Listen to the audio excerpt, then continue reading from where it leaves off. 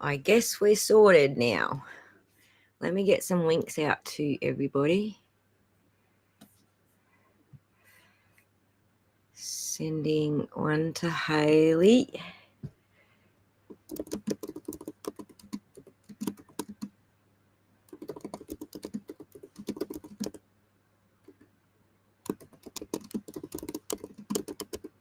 Okay. New link to Hailey. One to Kevy. And we're sorted.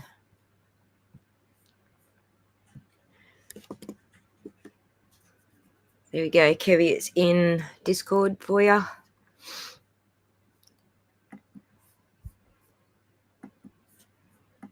All right. Let's end that chat. Show me this chat.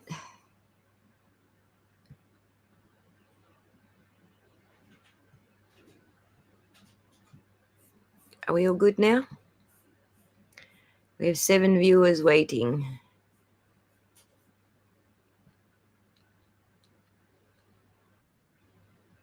All right, and Kevy's with us, so chuck him up on the stage. Kevy! Can you hear me? Barely. And gone. Can you hear me? Just give me 1 second.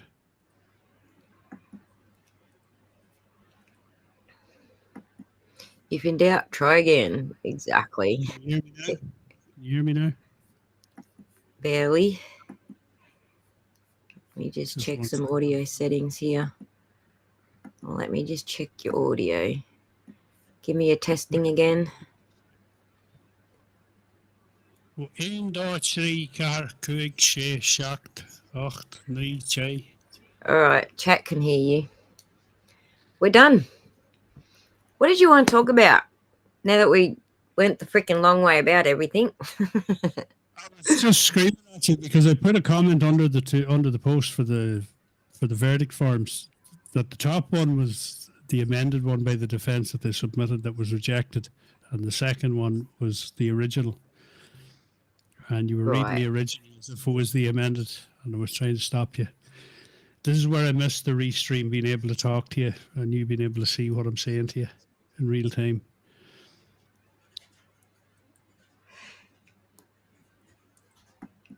Yes. Well, we can Loud Google Chrome.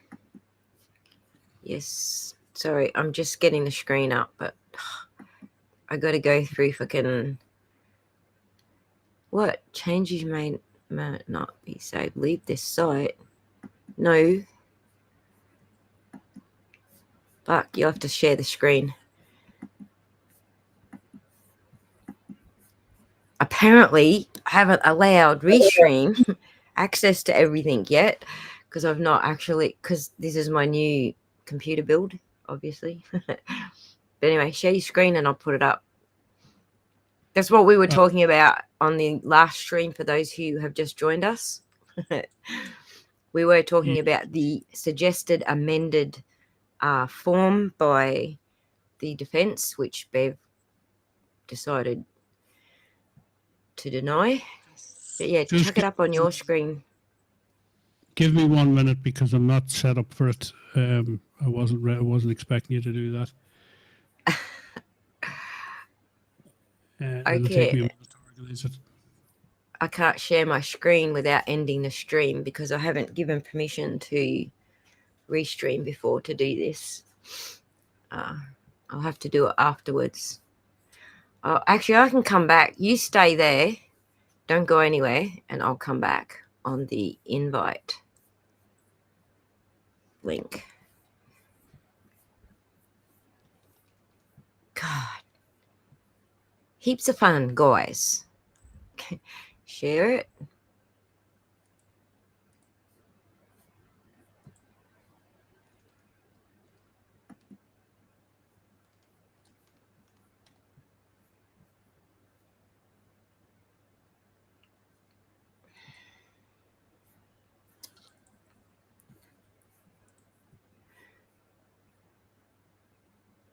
Someone is going to get there eventually. One of us.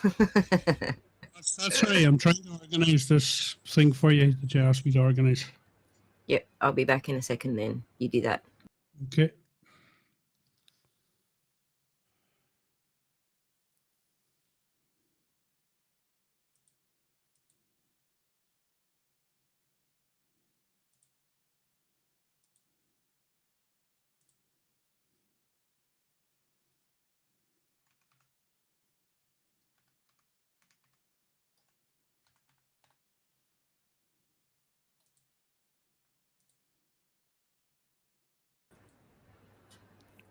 Okay. Okay, you're back. Yeah, I got me permissions set now. So that should be good. Hey, Michelle. Hey, Harley, Joanna. Thanks for jumping in here, guys. So Jason is still busy. So we're just going to be prattling on until he gets here. I better just make sure that I've got messages coming from him.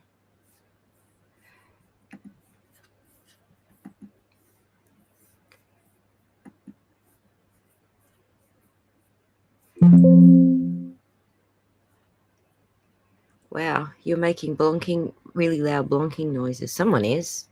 Could be me, could be you. You can hear me computer sounds tonight, that's why.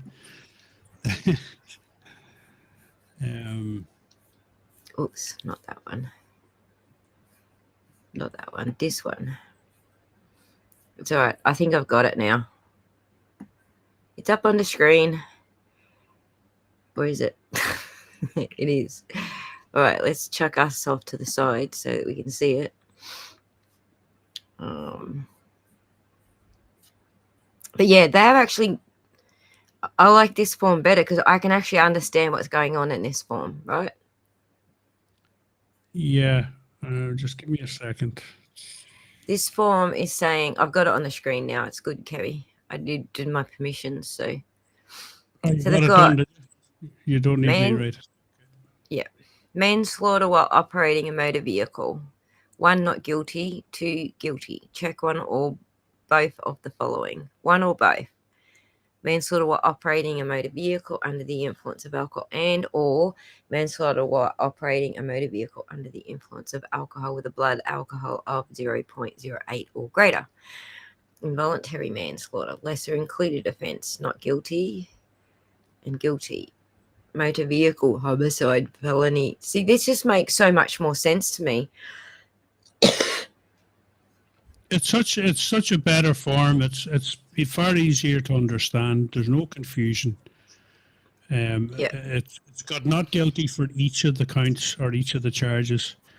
Yeah. Which the jury can easily understand, as opposed to the single not guilty at the top of Bev's form. Fuck, I hate Bev.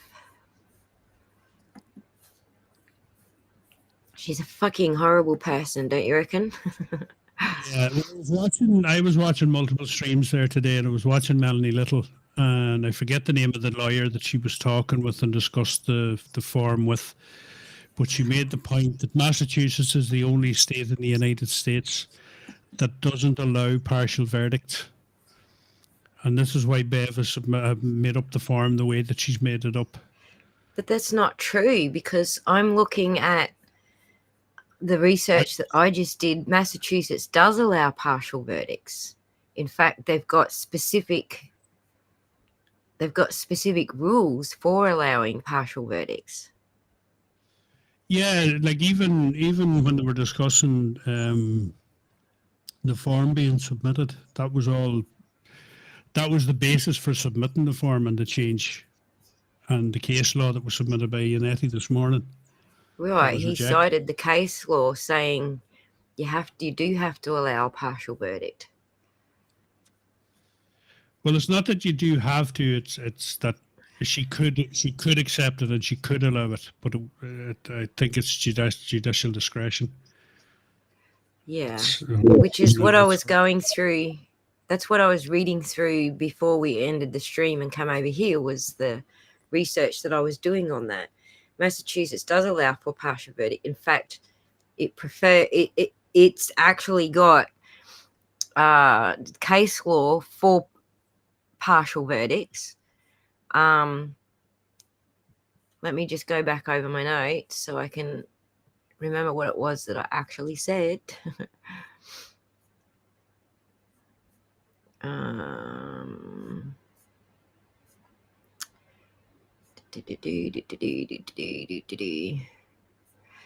must have been right up the top. Right at the start here. Yes, it was breakdown for the verdicts. So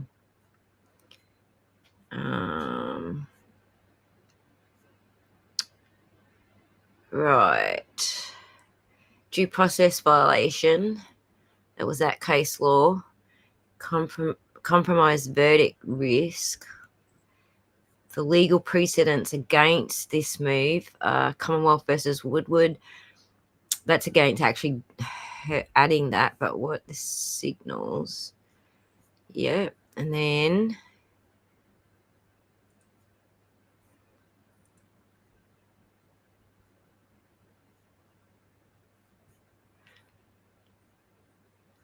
okay, the deadlock scenarios. So all three, the way she's got it set up, all three don't give any guidance on what happens if they are only come up with a partial verdict. And the case law for that.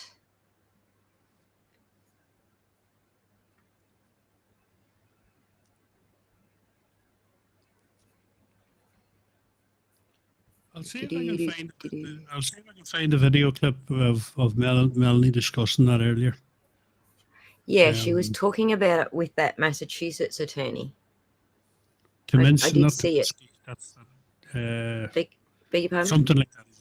He's a Polish or Eastern European sounding name, the fella she was talking with. Yeah.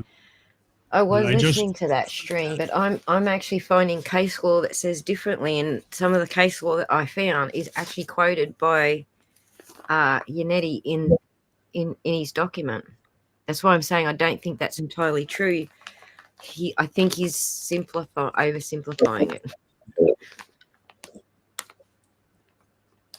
Bettero said the jury could hand in slip 1 first, then 2, then 3 separately.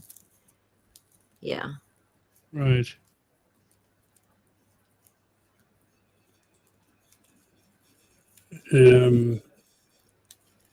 His cat's cool. Hey, Joanna. His cat's pretty cool. I'm not saying he's incorrect. I'm just saying I think he's oversimplifying it, because I think there is actually case law that supports partial verdicts. Thanks, hidden metadata. That's correct. Kokonowski or something along those lines. Kokonowski, I think they say in the States.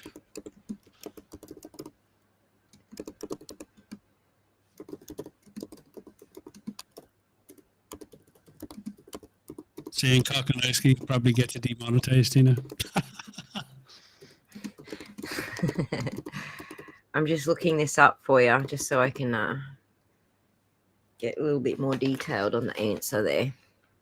But I think it's more nuanced than flat out Massachusetts doesn't allow partial verdicts. I think it's far more nuanced than that, just from my understanding of it. So under Massachusetts Rule of Criminal Procedure 27B, if the jury finds the defendant not guilty of one or more but not all of the offences charged, the judge shall record the verdicts reached and may declare a mistrial as to the remaining charges. That's textbook definition of a partial verdict. So if the jury says not guilty on murder 2, can't agree on manslaughter or OUI, then the judge must accept the not guilty or murder 2 and can declare a mistrial on the rest. So she could be retried for the others. Do you get what I'm saying? Yeah. So that is in fact a partial verdict. So that's why I was saying I think he's oversimplifying when he says that Massachusetts doesn't allow them. So right. A partial verdict is when the jury reaches a unanimous decision on some charges but remains deadlocked on others. Yeah, I missed the point. I was trying to watch too many bloody things at once. And I just happened to drop into Melanie's stream literally as she started discussing that. I could see the form up on her screen. Yeah, So I dropped over to see what they were discussing. And she literally, it was the first thing she said. And so I don't know what led into it. And I don't know what led out of it because I jumped to something else not long after. It's difficult to follow everything. If you find the timestamp, we'll put it up. We're still waiting on Jason. So yeah, if you find the timestamp, put it up. No, I don't know. Did you see the thing today, Aidan and John? That this keeps continuing to the hilarity. John DePietro, did you see that? John DePietro. No, I didn't. It was covered. The altercation, as the mainstream media called it, was covered by some of them. The New York Post covered it, and the Boston Herald, and I think CNN covered it. There was quite a few that had a little snippet. All of the mainstream media were negative about Turtle Boy in it and the reporting of it. But I have Turtle Boy's own recording of it here. If you want it. Dr. Turtle Boy. Did he post it? No, I have it here. I have the link here. Shoot me the link. There you go. It's hilarious. I'll never get tired of seeing that. Oh, restreams changed again. Cool. Give me 1 sec. All right. 10 minutes. All right, let's put it up. Yeah, just Michelle giving me a Polish lesson in pronunciation. I always thought anything that was OWSKI was off. It was pronounced like an F. Is that not correct with Eastern European names? No. I have no idea. Is an anglicized version of it for English speakers. No idea. Maximize it. There we go. Let's get. Oh God, I've got too many freaking tabs open again. Let's get the volume right here. All right, we're live. How we doing?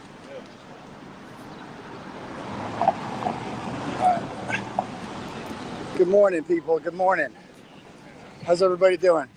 How are you? Good. How are you doing? You got in this week, it looks like? Yeah, I'm in. Yeah. All right, we'll see you in there. How about you, in? Yeah, I'm in. I finally made it. I finally won. Yeah. All right. Morning Bus Stop Live here, folks. How's everybody doing today? We are live from Dedham, right outside Norfolk Superior Court here to the Bus Stop Live. I'm in the new and improved Turtle Boy Corner over here. Hope we are broadcast. Doesn't get interrupted here by the king of disinformation himself, John DePietro. How you doing, John? Good morning. John, you there? Oh, he's got the earphones in. So anyway, guys, we're out here in Dedham for the second day of jury deliberations in the Karen Reed case. We are next to John DePietro. It seems John likes to lie a lot in court. See, John, if you follow John on Twitter, you think Hank Brennan's doing great, that the prosecution went smoothly. He's just here to, lie on behalf of the Commonwealth. So don't listen to anything he says. He's just kidding around. But anyway, guys, so yeah, we're down here for the second day of jury deliberations today. There's a huge crowd here, as you guys can see. Look at this crowd. This is awesome. It's a big crowd out here, folks. All the way down here. I guess Karen Reed's team already arrived here today, earlier than usual. I got a seat in the courtroom. I actually won the lottery for the first time in like a million years. So I finally won it. So yeah, Karen Reed is clearly innocent. She's going to be acquitted today. Everybody agrees on that, especially John DePietro. Is that a wig? I don't know. It might be a wig. Yeah. So anyway, John's just lying. He's just lying. He's on his broadcast right now. He's just lying again. I think he might even be on Court TV. I don't know. If he's on with Julie Grant, there's definitely a lot of lies going on there because all Julie Grant does is lie. All she does is cover for the Commonwealth. She doesn't report any of the interesting facts. She doesn't report about the testimony of Dr. La Posada, who said like a million times that John O'Keefe was not hit by a car and that obviously Karen Reed couldn't have killed him with the car. There's a million things that the arm doesn't add up. John's arm would have been smashed to smithereens if that happened. John, you agree with that, right, John? Hi, Julie. Hi, Julie. So yeah. So anyway, yeah, we're out here. John doesn't like it. John hasn't been here the last couple of weeks because he's lost the lottery. He lost again this week. He's an alternate. He's not going to get in the courtroom, so it's going to be hard for him to spread disinformation today. But he'll try. He'll try. He's probably lying on there right now. If he's on Court TV, he's definitely lying. There's a sign going up there. Why'd you take the fifth? What's up? Take the fifth? I got in the courtroom, right? How about the fact I got in the courtroom, right? Take the fifth? I got in the courtroom, How right? about the fact that If I didn't- 227 totally definitely not happened. true anymore? Of course it happened, Why John. did you take the Of course fifth? it happened, John. Why do you lie in the courtroom? Why do you lie in the courtroom? Well, Why? when Why do this you whole lie thing about is happening done, there? I hope everybody realizes What What happens when you're Karen going Reed's to be acquitted? broke What happens and when you're Karen going Reed's to die acquitted? in jail. Well, you just think like I'm going to should. die in jail? Yes. How am I going to Bro. die in jail? I was just Because acquitted the other What day. happened? Did you see when I was Proctor? acquitted the other Where day? was Proctor? That's a great question. Why Where is didn't- Michael why Proctor? didn't they call Why him? didn't the prosecution Why call didn't they their call him? lead detective? Why didn't you That's take the somewhat fifth? odd. I agree. That's somewhat odd. That's somewhat Hold odd. on. So I anyway, was live on Court TV. I'm just doing a live broadcast. I'm just doing my morning bus stop live check-in over here. This is my corner. I urinated here. This is mine. Okay? You had a chance to take the stand. I urinated in it. Okay. So anyway, 227 I got is into the false. courtroom. Your We're doing billboard this. and T-shirt is false. He's, Think of that. he's interrupting my Colin broadcast. Albert is going to sue you for everything you have. I don't know. That You're gonna seems have to give up unlikely. all your money. Think That of seems that. unlikely. I thought Ryan it was broke. Albert. Where was Proctor? Sir, I'm in the middle of the broadcast. Sir, thank you. So anyway, yeah, we're out here. I'm going to be going into the court soon. She was drunk. Wow. How great was that? Oh no. Freaking ads. Sorry. Hello and welcome to this video. We want to Wow. Anyway. So yeah, like John pointed out, And then he made a she great point. pivoted. He made a She great was point. drunk. Oh, She not was drunk. Oh drunk. no, not drunk. Oh no, not drunk. Oh no, no one's ever been drunk before. The Reed family is here. Mr. and Mrs. Reed are crossing the street. They're checking in. Tom DeRoche's here. Tom CPU. How are you doing? Hey, buddy. Cole. Cole? 9 years old. Hi, Cole. 9-year-old man. You're a big 9-year-old. Oh my gosh, what are they feeding you? Oh my god. Ah, My now daughter's I know nice. when She that doesn't look happened. like you. Because Nice I to meet saw you, this Cole. How are you? bit where he Do you want did to do a a picture or something? Oh yeah. Come on up picture here. with the kid. See him right here so you can get as tall as me. Go right there. There we go. There we go. So that's interesting. Interesting. So they're all drunk. That's what they do. And that's right. I think Turtle Boy won that one. Yeah, me too.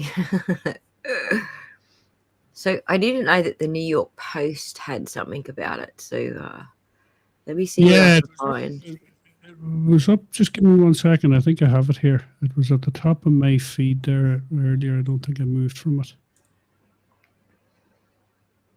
Meredith, no, it's all changed now. Here it is. Here it is. I have the link if you want it. Yep. Send me that link. There you go. I also sent you a meme I made today. Somebody said to me in DMs that John DePietro is not a real person. Prove me wrong. So I went off and I did it a little meme. I sent it to you. I sent it to you in Discord there for you to show if you want. Hang on. Stop it. Stop it. Right. So this is the other view that New York Post has shared. Let me just check where the volume is. You had a chance to take the stand and you took the pill. You did. So anyway, 227 is false. Your billboard and t-shirt is false. Think of that. Colin Albert is going to sue you for everything you have. You're going to have to give up all your money. Think of that. Ryan Albert, where's Proctor? so I'm in the middle of the broadcast. So yeah. She was drunk. She was drunk. How great was that? She was drunk, and then she pivoted. She was drunk. She was drunk.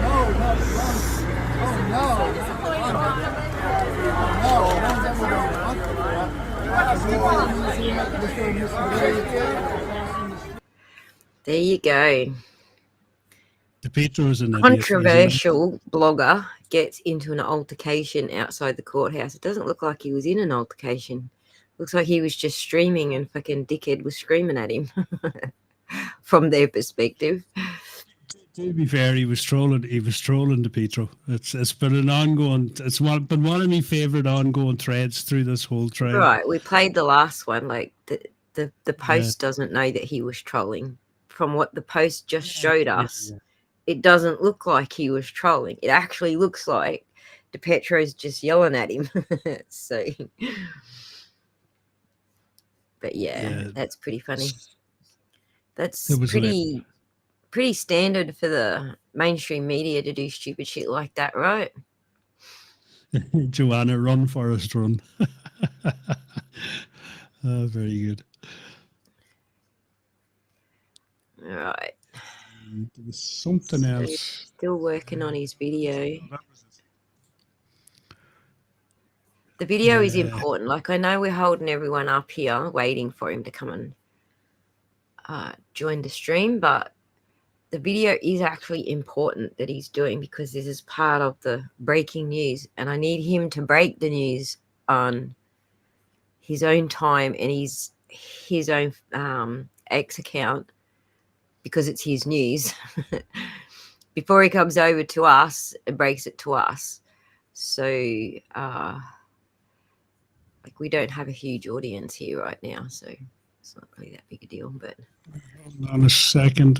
I see one here from Howie Carr. Whitey Bulger's lawyer buddy suffers another humiliation. So it must be Hank Brennan. Whatever that is. Howie Carr's like kicking ass. Yeah, he doesn't pull any punches now, to be fair. Let's see if I can find the actual link to the article. Howie Carr. Oh yeah, the Court TV poll was amazing today. That was very interesting. It was huge. The Court TV poll? Yeah, they ran a poll. Was guilty, not guilty of manslaughter, or guilty of murder, not guilty, hung jury, or guilty of OUI. And it was 82% not guilty. It didn't change from about 40,000 up to 72 when I last looked at it. It stayed at 82 the entire time. Right. So that's telling you where the jury should be. It's actually dropped because it was like 95% for all of the last trial. So now we're down to 80%. So more people are buying into the prosecution story. Yeah, I'd say more people are paying attention to the different channels. You know, a lot of the free Karen Reid people were kind of very annoyed with Court TV before, but very Polita, and then when he started changing his attitude, a lot of them went back. Yeah, right. So they picked up more viewers from the anti-side while he was showing the anti-side's point of view. Yeah. The Court TV is not really a good poll to go by. The better polls are like law and crime or whatever, because they're not taking a position. Correct. The Court TV is a mainstream media. Well, to be fair, law and crime are too. they're not really going to take a position. You might get an individual that might, but in Well, general, they're not. Court TV never shows a balanced view. That's why people stopped going there. So now they've got a more skewed audience. Correct. Does that make sense? Oh no, 100% it does. It's the reason I moved away. I watched Court TV, I think, for all of 2 days until I listened to what was coming out of them, and they were already judging the case, and the case was only 1 or 2 days old. Which Look at this, Radner. They shouldn't be doing. Radner says, what would the jury check if they find her not guilty of 3 and 4, but guilty of 5? Spoiler alert, they can't check anything. For those who don't know who Radner is, this is Solomon Radner. This is brother counsel's brother. So brother counsel is also a Radner, but I just can't think of his name. What's his name? But this is his brother, essentially. And this is what I was pointing out, the exact same thing that I was pointing out, essentially. If they decide they don't want guilty of any manslaughter and just OUI, she's listed the OUI under manslaughter. So it's still going to be OUI and manslaughter. That's what he's saying. But then, see, I can't see it. It's very blurred there. Just want to bring it up, the original. Guilty of lesser included offence, operating under the influence of liquor. So it's the same charges on it twice. Surely that there's an error there. No, it's not on there twice. It's not on there twice. It's on there without murder. But look, the charge is 228-2CR117, offence number 2, manslaughter while operating a motor vehicle under the influence of liquor. In the above title case, we, the jury, say that the defendant is not guilty and everything else is a guilty. So if you choose 5, which is just guilty of a lesser included offence, operating under the influence without having killed someone, yeah, it doesn't work because it's under manslaughter while operating under the influence. It's on that verdict slip. That's what I mean by it being on twice, because number 2 is the same thing. Guilty of the offence is charged manslaughter while operating a motor vehicle under the influence of liquor. Right. But this one doesn't say with the manslaughter. But because it falls under that offence, it's still going to be manslaughter. That's what Radner's pointing out here. That's the point I'm making. It's on the form twice, but it's not clear. 5 is not clear, but that's in effect is what she's done. She's put it on the form twice. And the other part that confuses me is under point 2 there. It's manslaughter while operating a vehicle under the influence and or manslaughter while operating a vehicle with a blood alcohol level of 0.8 or greater. Is that not the same thing? Maybe there's a slight technical difference between the two, but to me that's the same thing. Because it's under that charge, that same charge, the offence 2, it is the same thing.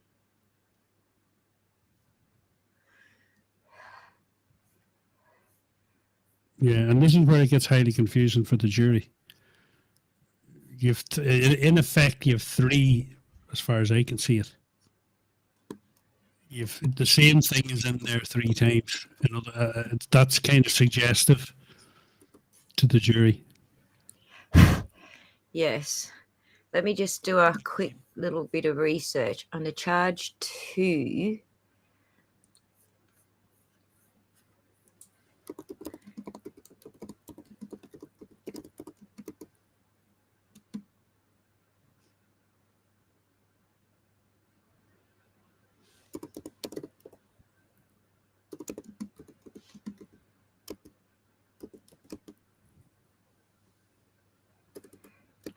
all right.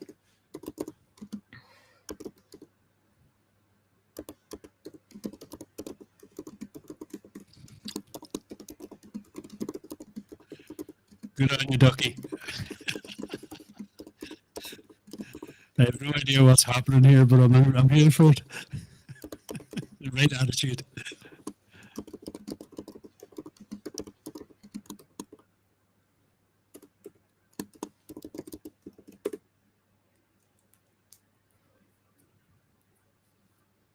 I can't find that. Here we are. I have the link to that Hailey car story. I'll send it to you if you want to bring it up. It's there.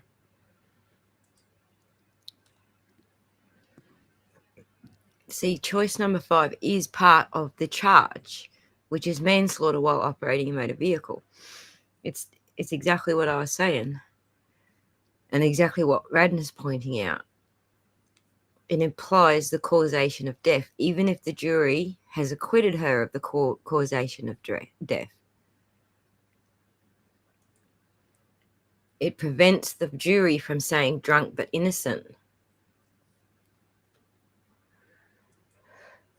Drunk, but in just drunk driving, without the manslaughter. Without, yeah, they're correct. making it look like drunk driving is on the form, but it's not. It's part of that offence. No, it's leaving the scene. Hold on, I thought there was another one there with just the drunk driving. Charged murder, no murder the second. No, that's it. That's everything. Yeah, that second page of the verdict form is which is horrific. now I get the change that they made. They made it a separate offence, like OUI is a separate offence. That's what the defence was saying. Let's do this, but let's make it a separate offence. And she went denied. It's a shame we don't have an American lawyer in the chat there to explain the technical differences between the way it's worded. Well, Radna is giving us he's saying it straightforward, not guilty of 3 or 4, but guilty of 5, they can't. Because all of them are part of that same offence. That's what he's saying.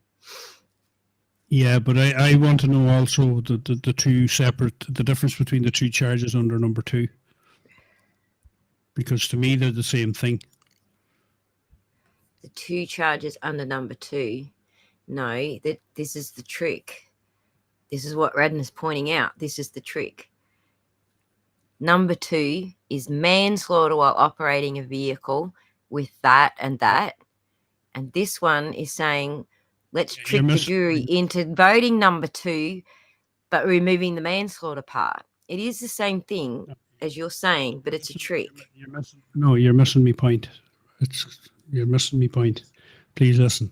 Manslaughter while operating a motor vehicle under the influence of liquor, and or manslaughter while operating a vehicle with a blood alcohol level of 8% or more, or 0.08%. Both of those things are the same thing, in my opinion. It's got nothing to do with the manslaughter bit at the start of it. It's the manslaughter while operating under the influence of manslaughter. Yeah, I think you're missing my point. That's the trick, because it falls under the offence 002. It's still manslaughter. They're still voting for manslaughter. And that's what Radna's pointing out. Yeah, it's you're misunderstanding what the point I'm trying to make. I think we're on the same page. We are on the same page. But anyway, I have a very specific. I got something happening in the background here. I have to chuck you backstage again. Sorry. Yeah. All right. No bother. Go ahead. All okay. All right. I'll talk to you again shortly. Cheers. Bye-bye. All right, guys. I have Hailey.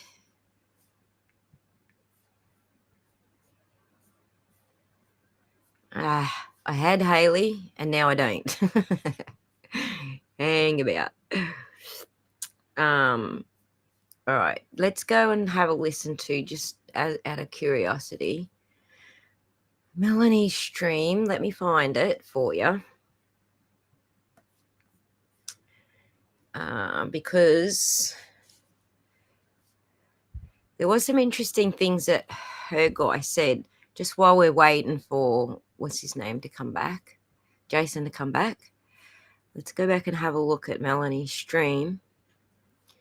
Let's go back here.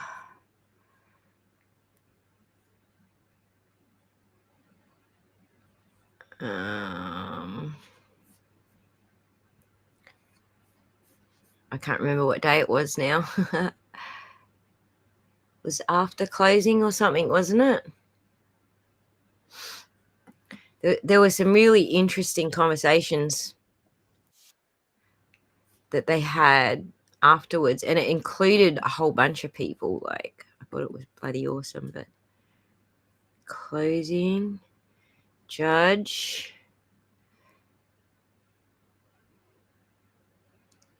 the verdict forms. Here we go. I think it's this one. Reasonable doubt graphic.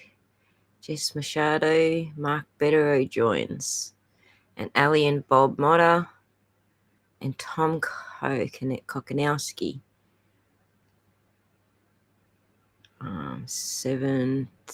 half an hour. All right, we'll do the whole half an hour. Let's do that. Let's get share this tab. Let's have a listen, because they're all going to have a point of view. So let's go there and have a listen. Half an hour. That'll give Jason time to get back to us. I don't know what happened there. What's not going great? StreamYard. It's like, oh, now it looks a little bit better. Now that you're here, you saved the day. Here you came for the day. Whatever I can do to help. Hi, honey. How are you? What a day, huh? It's been a day. It's been a day. Been a day. So this will end next week, probably, right? Early next week? Yeah, I mean, my poll said they think it's going to end today, but I don't think so. No way. I think this standalone DUI charge is going to lead to longer deliberations, and I know you got to go talk to Howie Carr in a few minutes, so if you can tell us what your thoughts are on this new standalone DUI, lesser included, that Yes. the defense team Tell us, asked to Betterow. have added. Yeah, I'm going to jump off in 5, but I'll come right back. It's a 5-minute thing. I mean, I'm an all or nothing guy. I think they're almost inviting a conviction for DWI. I mean, I understand the thinking would be if that's what it takes to get out of there and be safe. I mean, at this point, does she care about a misdemeanor drunk driving conviction? Probably not. But I mean, to me, I wouldn't want that. I thought it can carry jail time. If she was sentenced to jail for that, for basically just being convicted of drunk driving after all of what she's been through, that would be scandalous. I mean, you can't punish her for what happened to John O'Keefe if she's acquitted of that because, she arguably, well, if she's convicted, was legally, operating a motor vehicle while intoxicated. The evidence is that everyone said she was driving carefully. She seemed to be acting normally. I think if the judge were to sentence her to jail for that, that would just be beyond petty. Would you put it past this judge? No. I mean, she obviously doesn't have a great view of the defense as a whole. Right. But, I mean, I don't know. In Massachusetts, a first-time person convicted for a misdemeanor DWI, again, without an accident, you can't punish her for that. I mean, does somebody like that go to jail? I don't think so. I think they want to put her in jail no matter what, just like they wanted to put Aiden Carney in jail no matter what. And they did for 60 days, They did. Unconstitutionally, based on false evidence and a setup. So are we really going to put it past this judge to not sentence even 30 days, like 30 days in jail? Make the O'Keefes happy, like whatever. I don't know. I don't like it. In many ways, I think it's actually worse optics-wise for the DA if you invest millions of dollars, 3 years, all these resources into this for what amounts to a misdemeanor DWI or whatever they call OUI, I think they call it over there. That's silly. On the other hand, maybe they just acquit her across the board. But if that's what they're going to spend their time deliberating on, it almost also emphasizes to me further how silly this all is. Can you imagine on a murder case, they're out for 3 days arguing over misdemeanor DWI when they're going to acquit on all the homicide charges? That would seem silly. I mean, I'm looking at a thing. There's something called Melanie's Law, by the way, that has to do with the punishing those who are found guilty of OUI, coincidentally or not. I've never had one, so it has nothing to do with me. Being charged with OUI for the first time, first offense, if you're found guilty, an individual faces a maximum of 2.5 years in jail, $5,000 fine, and a 5-year license suspension. I mean, 2.5 years for a first offense, misdemeanor. It's the law. Don't blame me. We live in New York. We don't live in the land of the lost, you know? It's not a misdemeanor. I mean, you can't, certainly in most places I'm familiar with, you can't get 2.5 years on a misdemeanor. My God. Well, that's Melanie's Law. Apparently, don't blame me. Listen, this case is so crazy. We're sitting here actually arguing the merits of whether she should be convicted and jailed on a misdemeanor OUI. That's wow. I want to know the strategy for the defense asking for that lesser included, which was never included in season 1. That's what I want to know. I don't agree with the move, but I think I get the strategy. It's an out to, if they feel obligated to be obsessed with drunk driving. I think there's concern that maybe the first jury was a little bit twisted intellectually because, if she was driving drunk and backed up and he ended up dying. Mm-hmm. And I think it's just a way to kind of maybe give them an out. Although I don't like it because that's not, this case, that's not what this is about. But it may, some people may want to find her guilty of something, right? And then if everyone agrees there was no car accident, then they still got to decide if she was drunk driving because that charge does not involve a car accident. So that's my concern. Yeah. So I just thought maybe you had some pearls of wisdom that you could share because I'm scratching my head going, why? Why would they want that? The only pearl of wisdom I can offer is that they're trying to throw a bone if that's what it takes for people to say we have to give them something. Yeah. All right. So we won't convict her of murder or, manslaughter or leaving the scene. We'll convict her of this. And that way we were fair and everybody got something. I mean, I just think I get it. I don't agree with it, but I get it. I get the reasoning. This comes up all the time in trials about whether you want a lesser included. Do you want all or nothing? And, there is a theory in which you could find her to have driven drunk, but not caused a homicide. And I think that's what they're trying to do to dissuade anyone who says, yeah, but she was driving and she was drunk and she had all those drinks. And they say, okay, then give her the misdemeanor DWI. I think it's a way to take an off ramp from being concerned what apparently 9 jurors wanted to do the last time. Right. I get it. I also think it could lead to longer deliberations. I think it will. I'm thinking, because if they go in and take a straw poll and say, do you think there was a car accident? And everyone says no. If that lesser included was not in there, they could just be like, okay, we're done. We can go home. I think by definition, it leads to longer deliberations. And certainly it takes away that if there's no accident, then the whole thing is over. That's true. What do you know about this juror that was sitting in seat number 1, juror number 5, who is sitting in seat number 1? Haven't been there this whole trial, saw nobody. I got nothing on any of the jurors. I don't know who's good, who's bad, who made faces, I haven't seen anyone this whole process. I don't know. Okay. What do you think? Let's just talk about this for a second, because it seems to me like Betterow has missed the point as well. I don't know if he's even looked at the forms, but I don't think he's noticed that it's under the manslaughter charge. It's not OUI by itself. The only way it could be OUI by itself is the way that the defense suggested, which is 4 separate charges.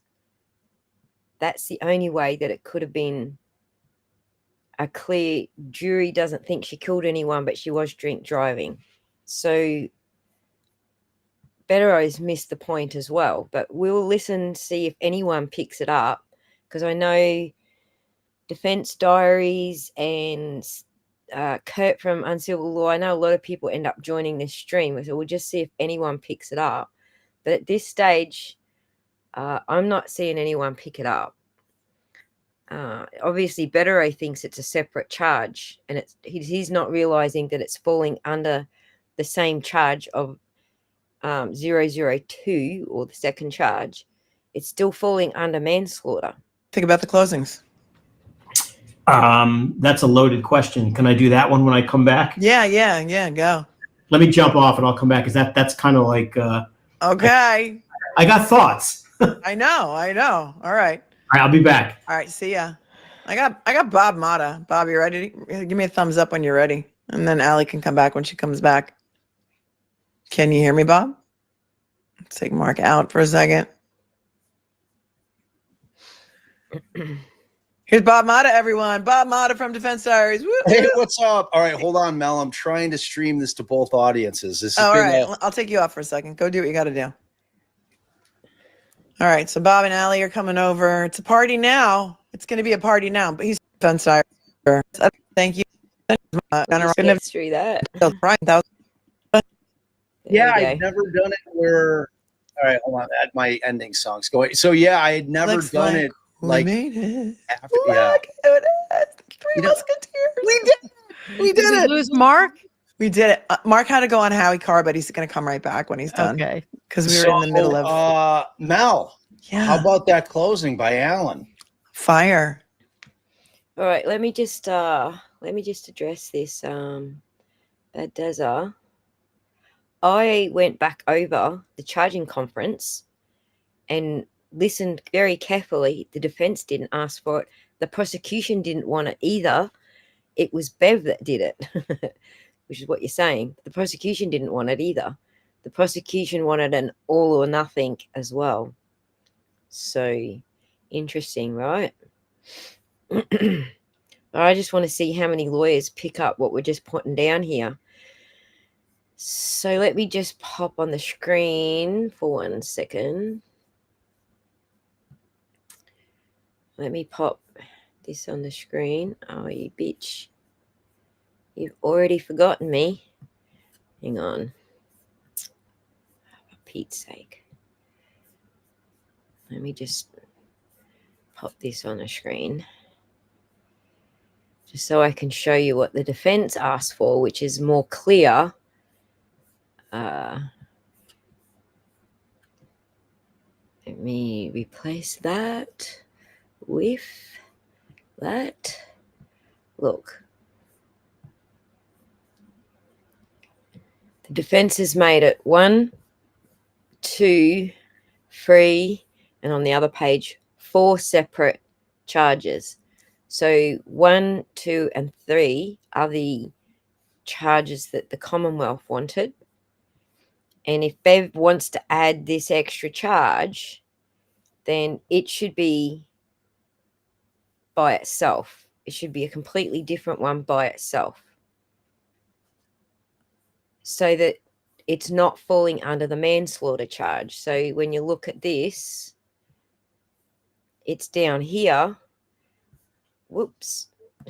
Whoops. It's down here as number 5, but it's under offense number 2, manslaughter. So, you know what Kevy was saying is that is the same as that. It actually is the same, but it's falling under manslaughter. So that's what I'm listening for, to see if anyone picks up why the defense actually said this is the way that it, you know, it should be, as 4 separate charges like that, and not the way that Bev. And this, incidentally, just so you know, this is based on, let me see. This is based on, let me change my window share to this. This is based on SJC documents. This is based on Commonwealth versus Woodward, 1998, and Commonwealth versus Acevedo, 2006. These are the two that AJ quoted in this motion to change it. So I think we're on different grounds now. If they do, so earlier in the last stream, I was saying if Bev was doing this so that she could cut them off from appeals, all of the, judicial bias and misconduct and the misconduct by the prosecution, all that sort of stuff could get wiped off the slate because of the way she has this verdict form laid out. But if she just got OUI by itself, it's still going to fall under a manslaughter charge. So she's kind of cutting her nose off to spite her face here. So I don't think she's going to be able to stop the appeal because it's still falling under a manslaughter charge, essentially. And Coney's form doesn't guide the jury through this structure that these are modelled on. So the defence has modelled theirs off of model jury instructions under these two SJC precedents, whereas Bev's is just like, no, fuck you, I'm doing it my way. So I don't think she's actually cut them off to appeal. But anyway, let's see who else notices it. If someone else brings it up here, back to this tab. Press the play button. Man, it was unbelievable. It was just unbelievable. It was like the dichotomy of sitting there riveted, listening to his closing, and then like listening to Hank. It was at our house, like right before he came over here, and we were. Hang on, I need to switch screens and flick back again because it's not showing me anything on my screen. Being a freaking turd. What the hell? Where's my screen share? Come on. Bring back my screen share. Oh, you bitch.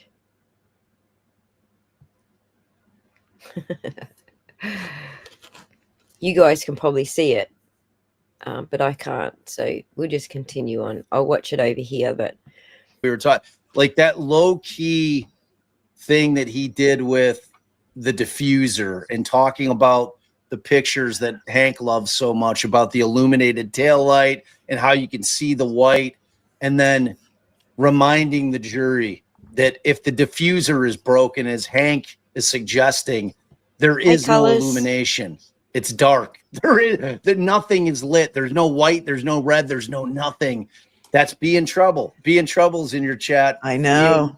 I gave you a massive shout out for that.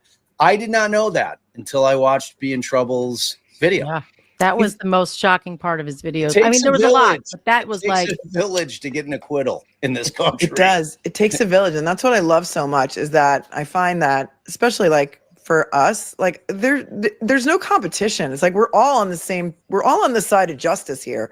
Right. You know, people that watch my channel are going to watch your channel later, or people that watch you might watch me later, and like everyone's got a thing, and it does take a village, and we've been in this village for a long time. Man, and somebody needs to get kicked off the island, and it needs to be Hank Brennan. Somebody put his torch out because I am so done with that man.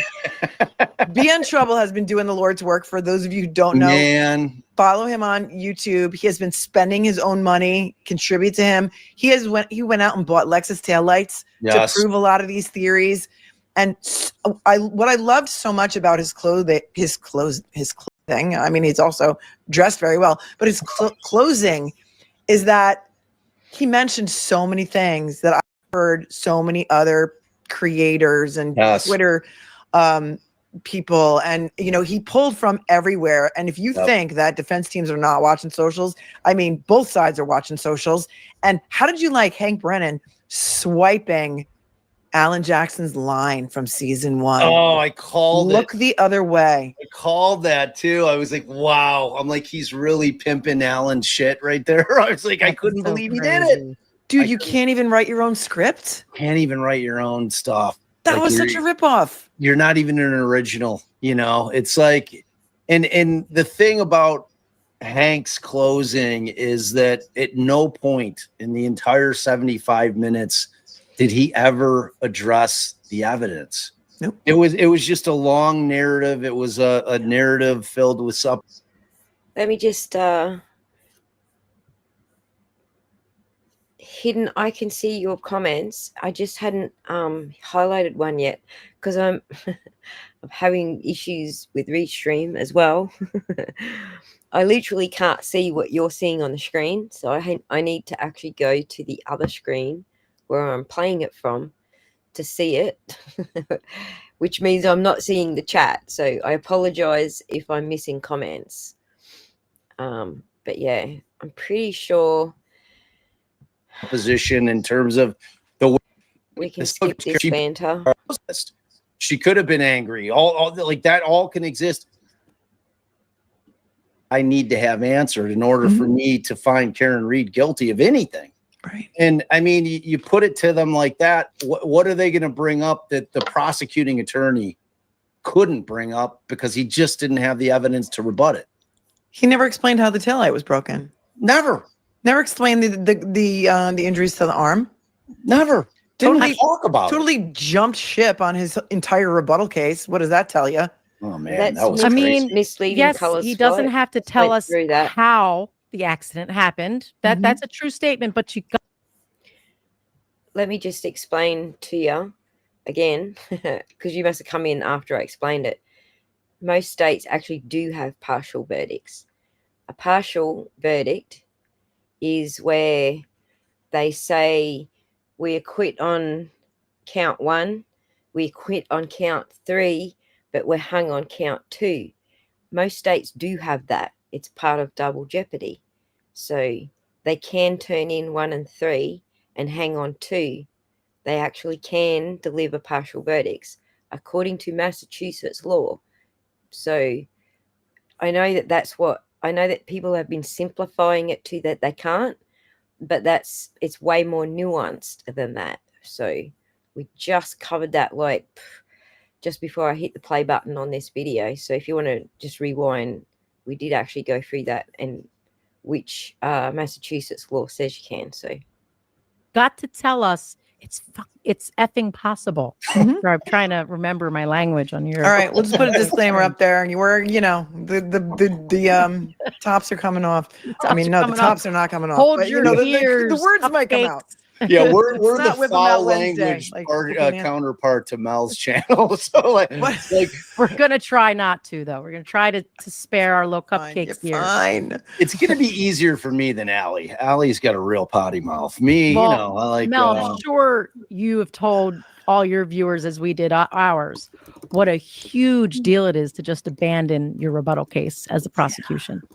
Yeah. I mean, it's your entire gift that you get to go last. It's your last licks. It's like your last licks in baseball or softball. It's like last licks. Everybody You're wants the last home licks. team, right? Right. It's huge. It's huge. And when he and not even like Hartnett or Welcher, but anyone, like you always put somebody on, even if it's not a home run witness, just so you can have the last word.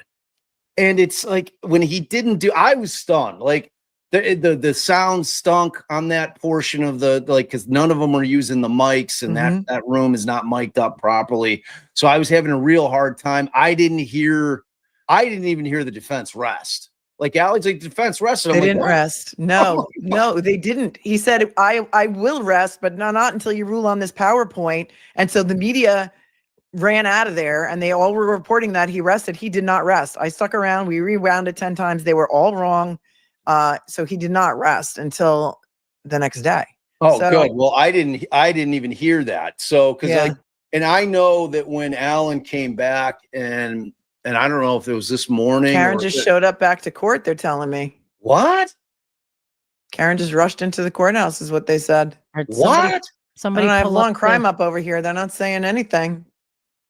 Oh boy. See, I've got Boston 10 in my eyes watching OnlyFans, so nobody worry. Between us all, we will miss nothing.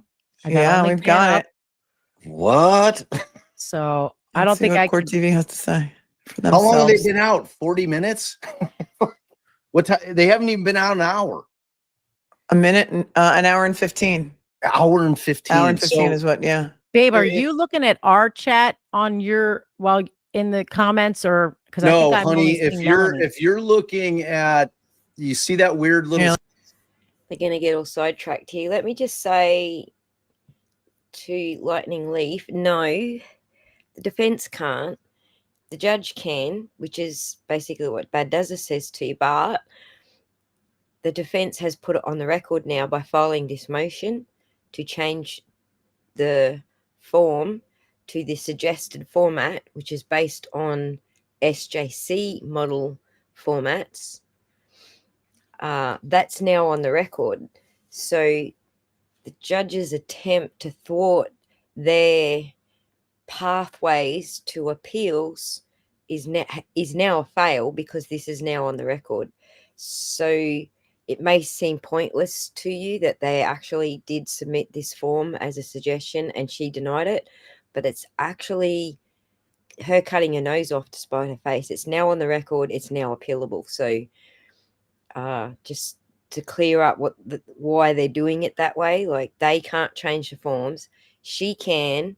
They've suggested that she change it to a way that SJC says this is more appropriate, and she's denied it. So now she's chopped her own nose off to spite her face, because the whole point of her putting that lesser included there was to trick the jury into that pathway.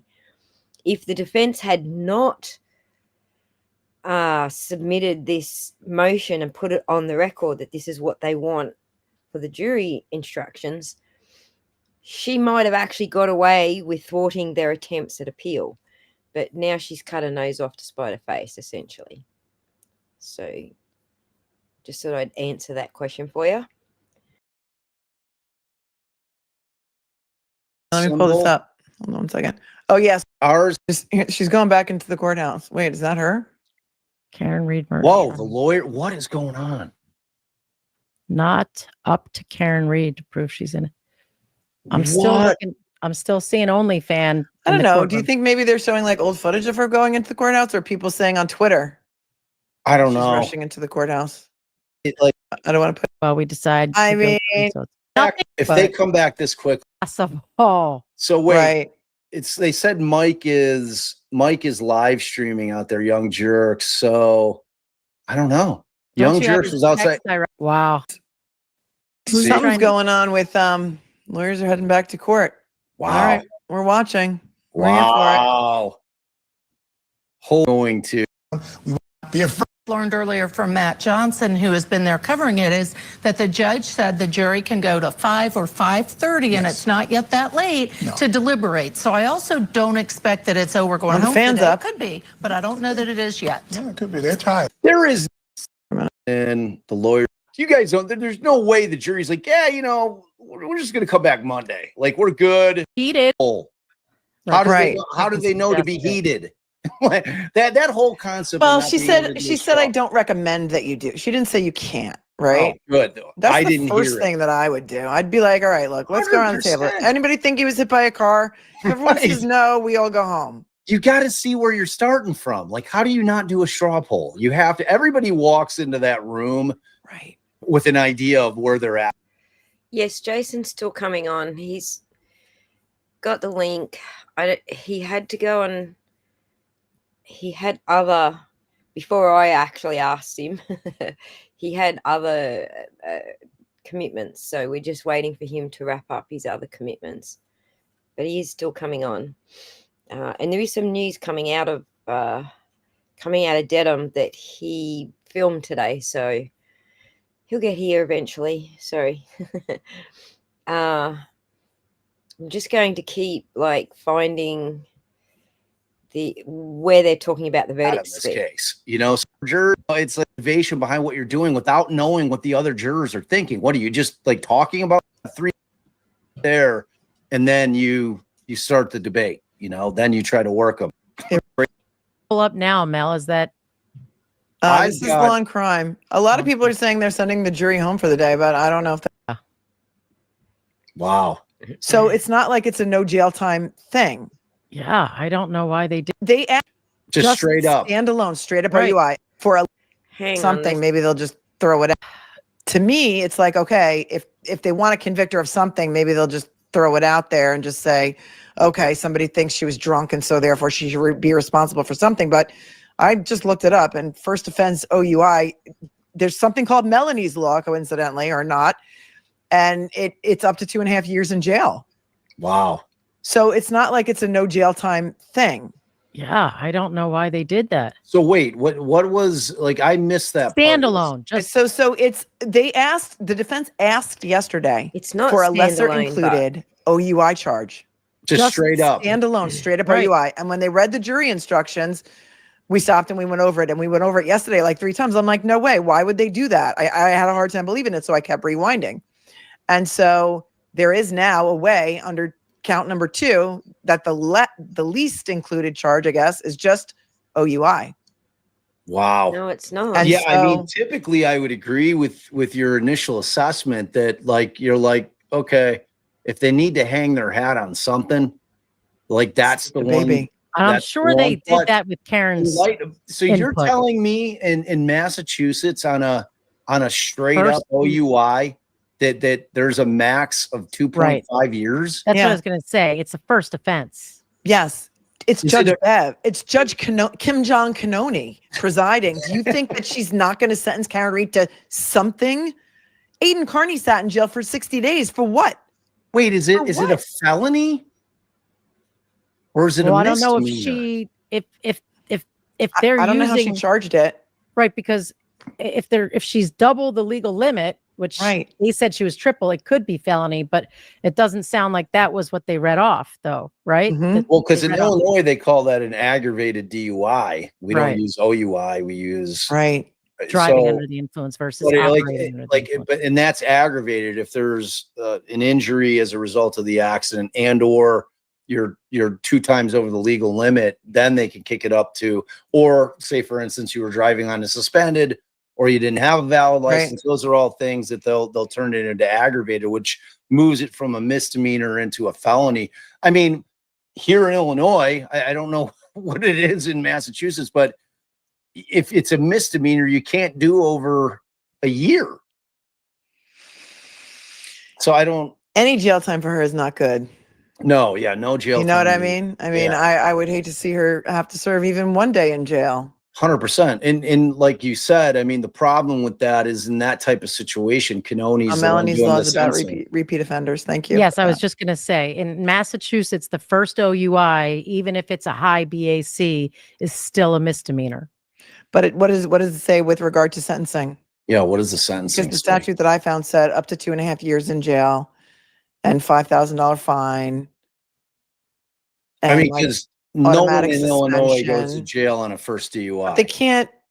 I know, but again, so many things know. are happening in this trial that we've never ever seen happen before anywhere in the world. So there's nothing that I would put past her. Michael Marcy wants her in jail because it will satisfy the Alberts and the McCabe's, and I just don't know. First Yeah. offense up to 2.5 years. First Wow. offense. That's crazy. Yeah, and And that's Melly, for a you're exactly misdemeanor? right. I mean, if Yeah, that's what I was it's for a saying. misdemeanor, and that's for the first. They just base it on the number of offense. So for the first offense, there's no minimum, right? For the second, the minimum 60 days, and it's still as high as 2.5 years. Yeah. Wow. Well, Tom Kokonowski is telling me he's an actual defense attorney in actual Massachusetts who got Brian Camp acquitted. Says it's not a felony under any circumstance. She would be entitled to a 1-year probation. Maximum is 2.5 years in jail. But yeah, Tom, what do you think about this judge? And Tom, if you want to come on, I'll send you a link. Just Yeah, let me I know. mean that's the problem, right? Like therein lies the rub that Kanoni's the one that would be doing the sentencing. You know what I mean? And who's the man behind the curtain? Who's pulling the strings here? I mean, we've seen Jennifer McCabe's got a bat phone to Michael Marcy directly. You Yep. know, Well, Yeah, one that's a thing I'm scary sure of, proposition. the defense wouldn't have put this forward without talking to Karen, and that she's decided it's worth the risk. That there's a chance she could get the 2.5, or she could do some actual jail time. I mean, is it because the appeal on that would be like an easy overturn on appeal, and so that's why they're tossing it in because they know they can beat it on appeal? But still, I just feel like can they beat it if they asked for it? Right, exactly. They're all missing that point, Joanna, that it's a misdemeanor listed under a felony charge. They're all missing that point. They're all thinking that it's a standalone, and it's not. And the only person who has actually noticed it is Solomon Radner. So he's brother counsel's brother. He's the only one that's noticed it that I can tell so far.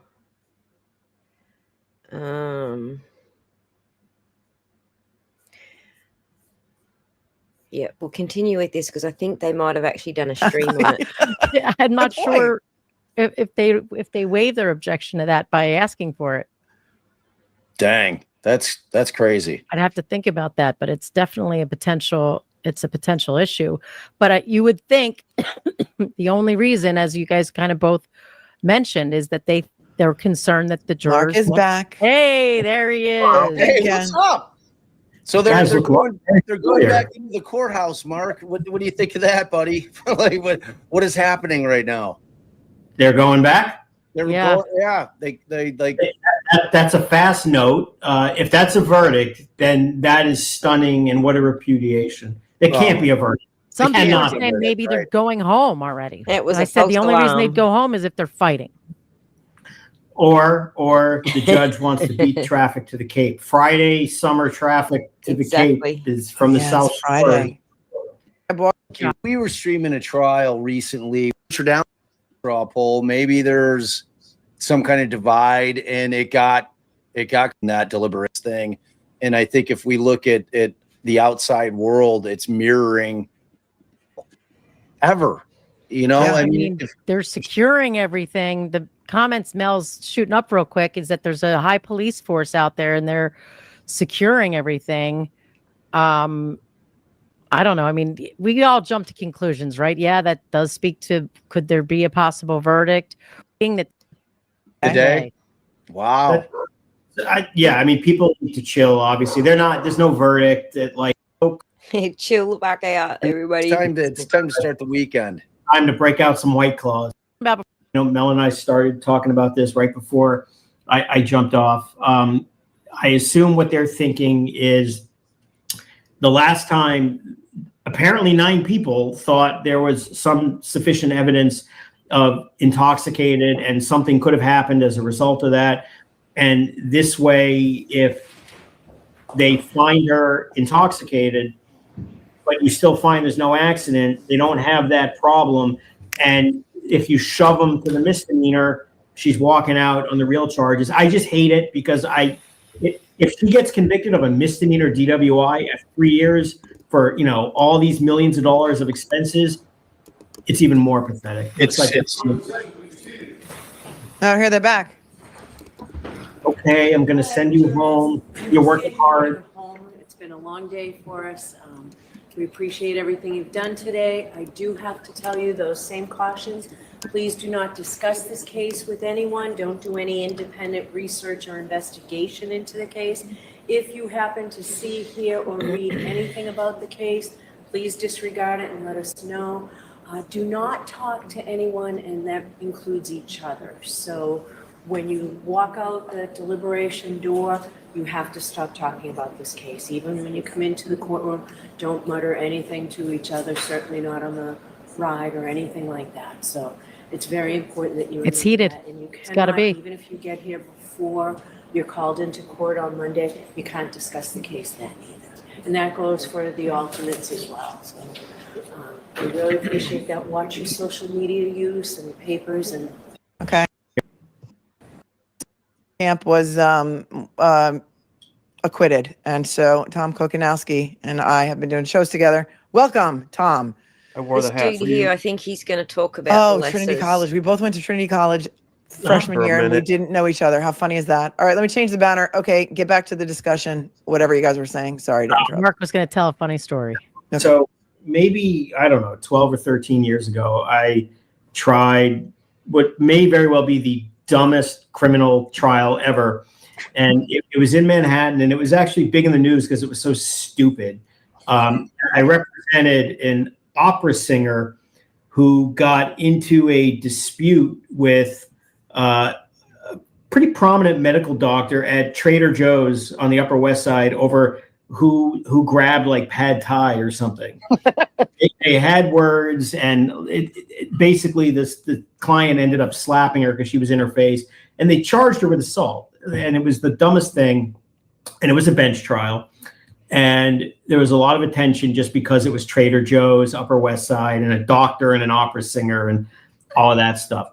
And so after the closing arguments, the judge, who was, a female judge who was very into appearance, like just very into her appearances, said, all right, give me 10 minutes. I'll come back with a verdict. And, she obviously knew the verdict.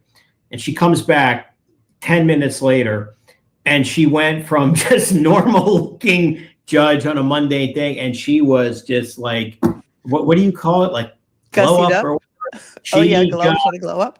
All gussied up to deliver the verdict to all the things. And I'm laughing only because when you said Canoni put on the lipstick, the big thing, it was one of that. It was an acquittal, of course. It was a self-defense slap, and nobody gave a shit anyway. But anyway, it reminded me of that. It was the right call to do a bench on that, though. Oh, totally. Yeah. No, I know. There's other stories, but I won't. From that same trial, I won't bore you with. It's usually, if the jurors come in and they're dressed up, that it's verdict day because they're dressed up for the press. So we'll see. We'll see if they come in all dressed up on Monday. Thoughts? Yeah.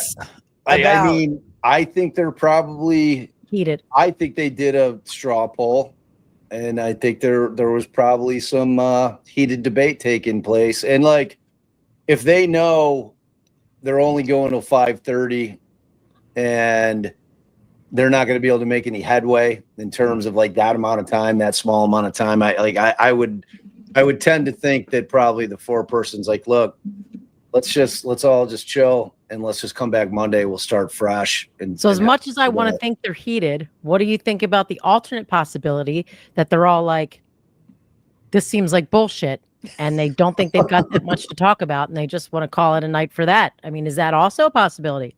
Yeah, I mean, to me, I think if they realize they're not going to reach a verdict in the next hour, it's Friday, it's summer. What's the difference whether we do that Monday morning? I'd rather go home. We've been here for 2 months. A couple days off. I don't read into it at all. I don't. It's normal. I mean, I don't know why she gave it to them on a Friday afternoon to begin with. I hate Friday. I hate Friday afternoons going to jury. Initially, it's like your fear, your greatest fear, especially on the defense side of it, is that they're going to go back and mail it in because they want to be done, especially after a long trial. That's always what I'm worried about. That they're going to come back just to I don't want to come back Monday. I want to be done with this shit. But this case, so I missed it. How did she wield it? Yeah, no pressure, wealth of knowledge. Tell a me, minute as a prosecutor and 30 years as a criminal defense lawyer in Massachusetts, and you do a lot of DUIs, right? Oh yeah. So, and you pick a lot of juries and you try a lot of cases. Yep. Is it typical the way that the Judge Canoni is doing it? Is that what is typically done with regard to choosing the foreperson, choosing the alternates? Yes. So she chooses the foreperson based on whatever she wants before the alternates are chosen. That's the first time I've seen that. It's usually after alternates. I don't know that I've ever had a trial where the foreperson was chosen, but that means that she has somebody in mind as the foreperson and does not want them chosen as an alternate. So that is the clear control on her part, and that scares the shit out of me, Tom. Well, wait, can I understand? So Massachusetts procedure is literally the judge just decides, in whatever reason I want, you are foreperson. Yep. But this is the first time you've ever seen it done before the randomizing of the alternator. It is in my experience. I saw that happen, and it's interesting that I see everybody's reactions to all this stuff. I mean that's crazy. But it's the first time. That's the first time I've seen that. I think you know, in New York, which is of course not known for the bastion of sanity and legal procedure and process, but I think at this point, compared to what we're seeing now, it is. They have this old-fashioned concept that when you do jury selection, juror number 1, guess what? You're the fourth. And then after you get to 12, depending on how many others, you guys are the alternates. And we all know it in advance. And there's none of this stuff. And there's no risk of any of this. It's predetermined before, you know, they're even sworn. I mean, yeah. I mean, obviously, you see the jury question. The judge sees the jury questionnaires. They did whatever type. Did they do individual? They didn't do. Did one at a time at the bench. Yeah. I mean, she knows.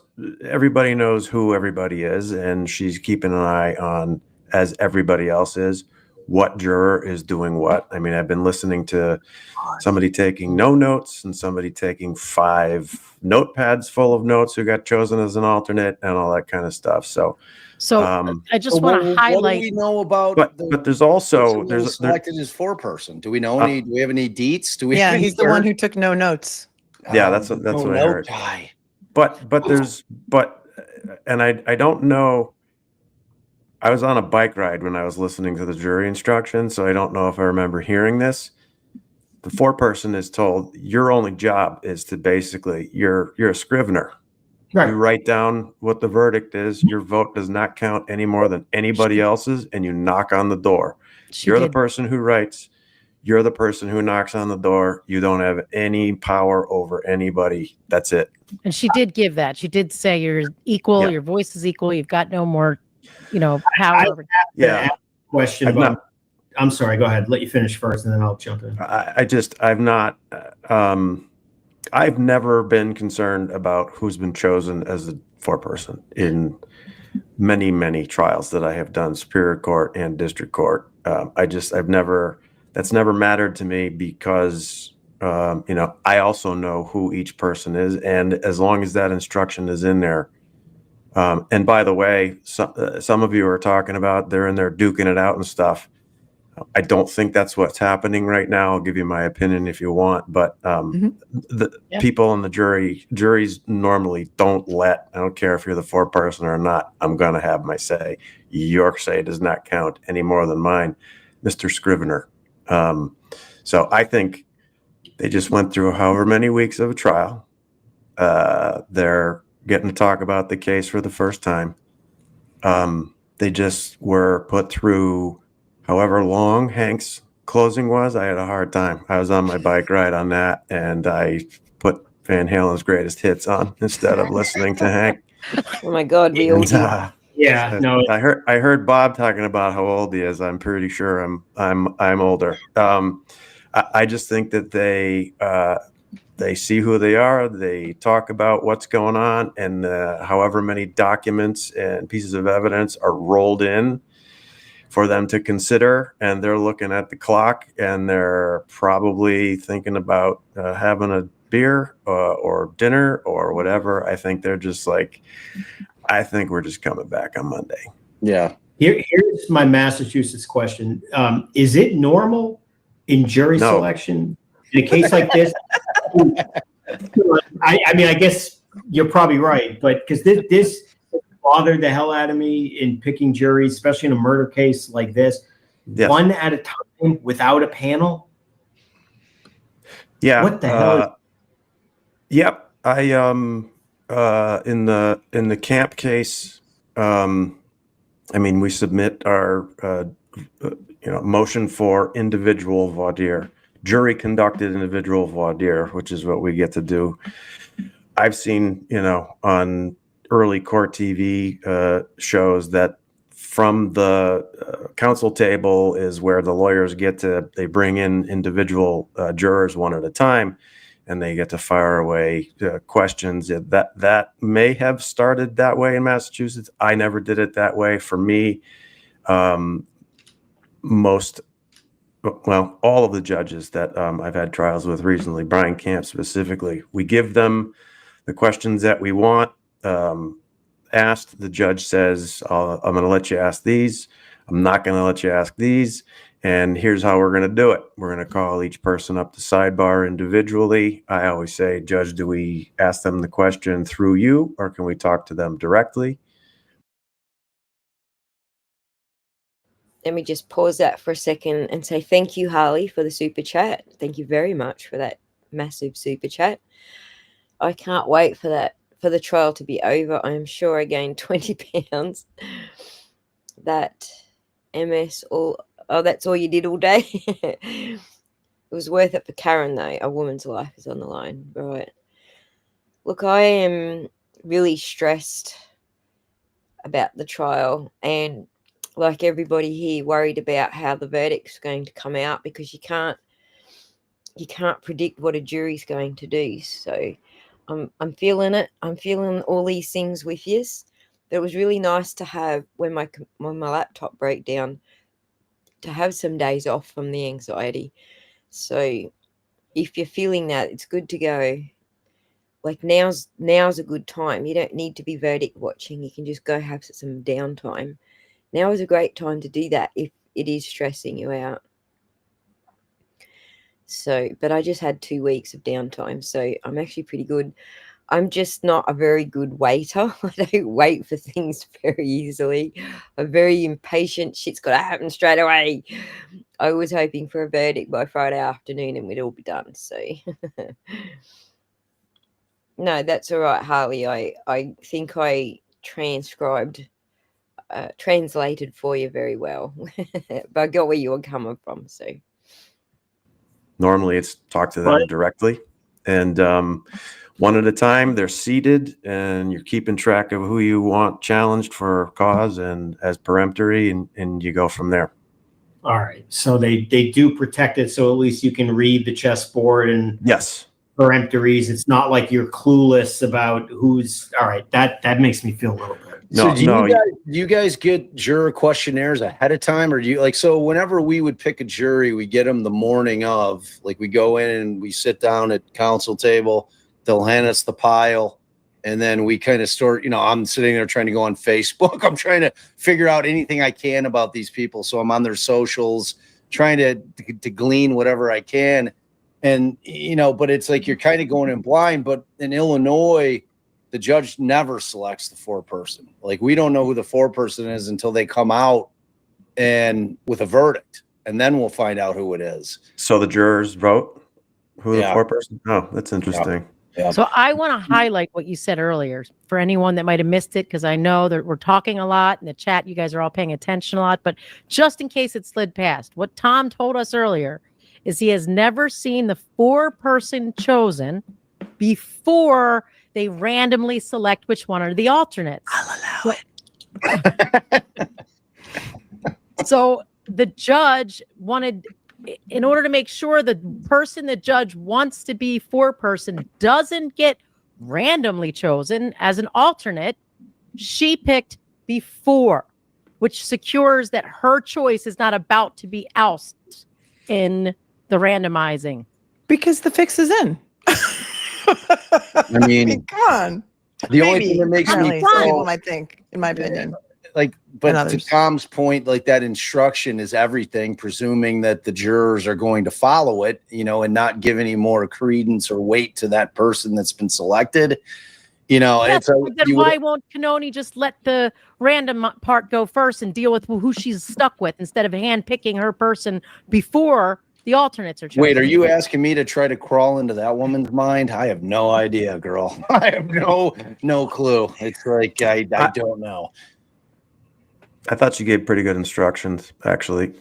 I don't, and again, I understand the concept of the fixes in and stuff. I just don't think it is. Joke, Tom. It was a joke. Yeah. It's in jest. Get me in trouble. Here's one thing that did change from season 1 to season 2. This season, she did instruct the jury. This is what I mean by fence sitter, right? It's that I got to work in this county, and I'm probably going to be up in front of this judge one day. So I'm just going to play it all like really fence sitter-ish.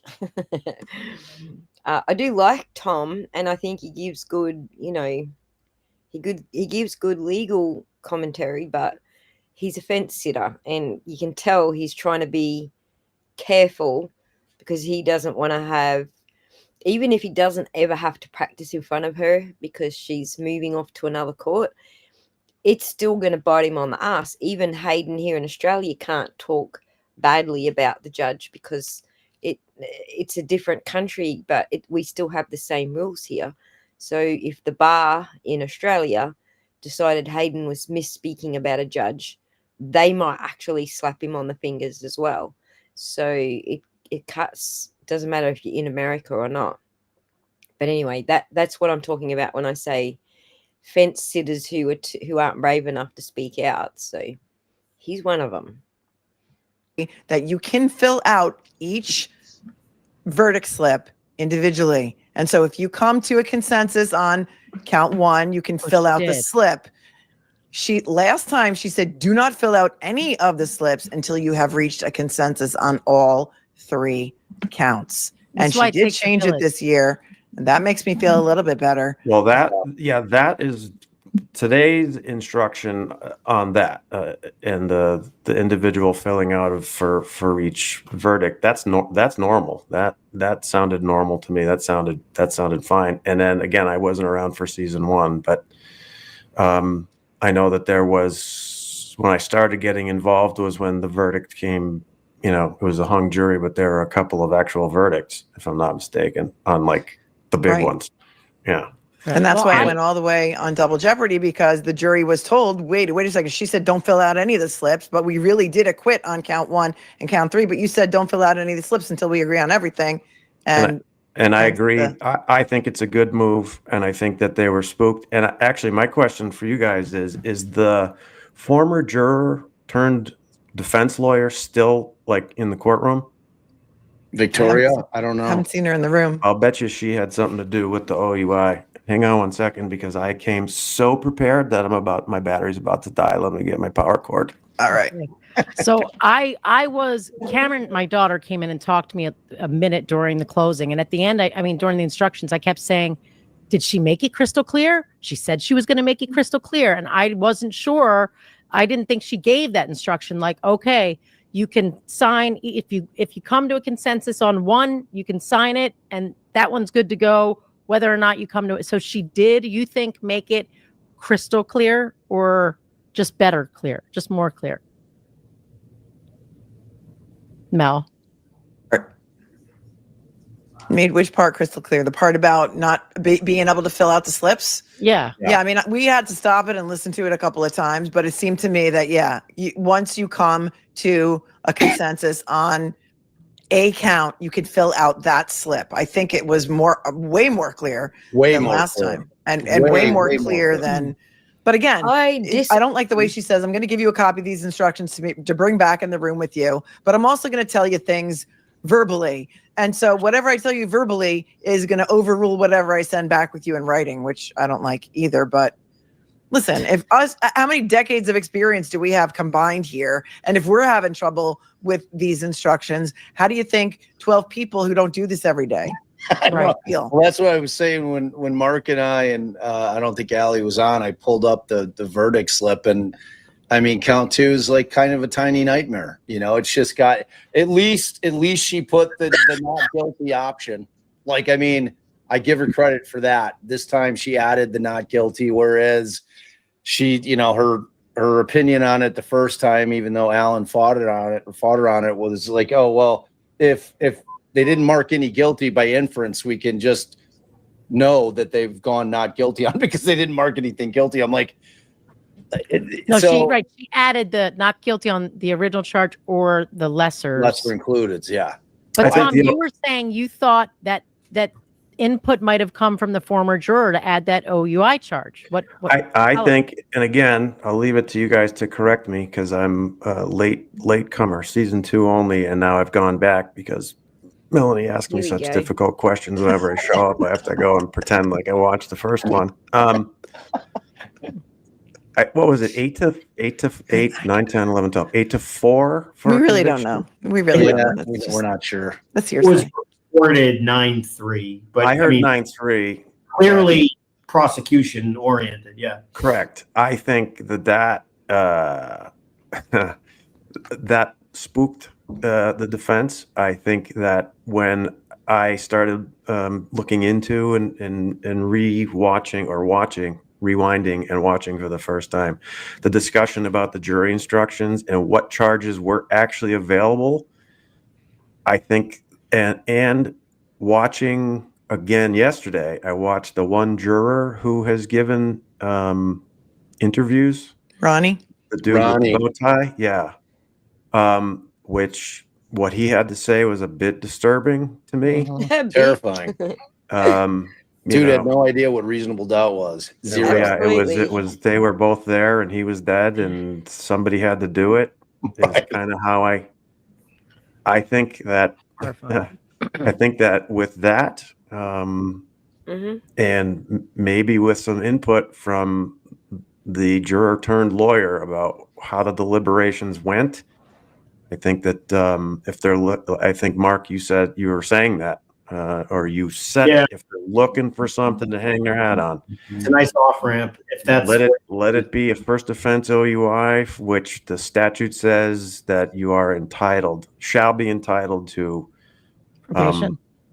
It's actually it's a 24D. It's called a 24D, which is a year of probation, 16-week driver alcohol education program, 45-day additional loss of license. I'm assuming they suspended her license as an immediate threat, which is another abuse, but that's a registry of motor vehicles thing, and report by mail. That's what a standard first offense OUI usually gets. Do you think with this judge that she'd still get that? Nope. I think she would go to jail. Oh, we agree on that. See? I think so too. I think they're looking for any reason. And that's why I think this is so risky. Yep. Well, it is risky, and there is apparently a subsection in the Massachusetts statute, which is called the Karen Reed section. If she's convicted, clearly she should go to jail. The thing that, I mean, Tom, we agree about why they did it. I don't agree with it for the simple reason this time, the way they tried the case was much more reasonable doubt based on the charges. Thank God. Less what I call, or I've said, like Clue, the whole Colonel Mustard did it with the candlestick in the kitchen, that the first time that it was kind of like, Brian Higgins with the weight bench in the basement, you win. Right. So to me, they tried the case so much better, so much more effectively. And I thought the summation today was outstanding. Really good.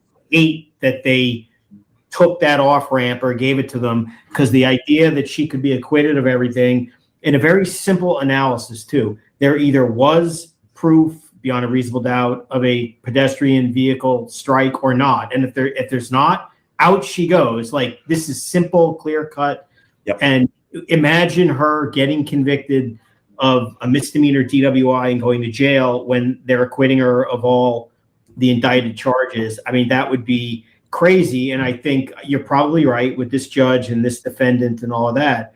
But the idea after 3.5 years of hell based on this, that she would go to jail for what is essentially OUI, as they say. I keep saying DWI. Please. We're in Massachusetts we've now. got driving with intoxication. We got I'm learning. Believe me, I'm learning. When I step into Massachusetts court, belt and suspenders and everything's straight and stiff. It's like walking into federal court. You better, I believe it's a French word, is it not? Is that not a French word? Oui. Yeah. Yes. It's a perfect ending. We'll see.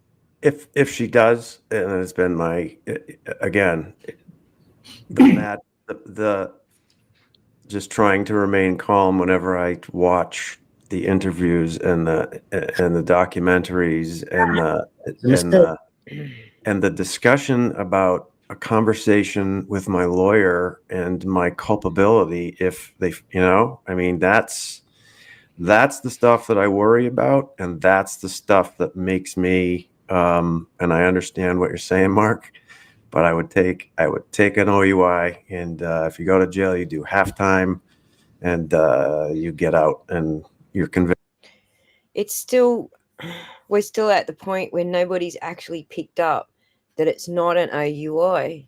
It's it's a lesser under the manslaughter charge. It's not an independent charge of OUI. No one has picked up on it other than Solomon Radner.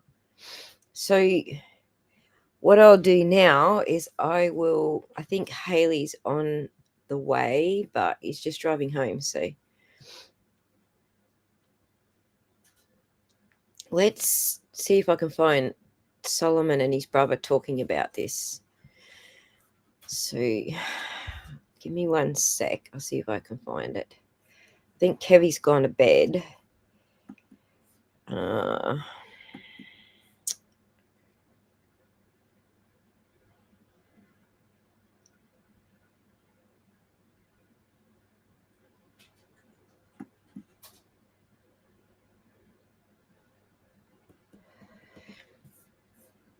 on.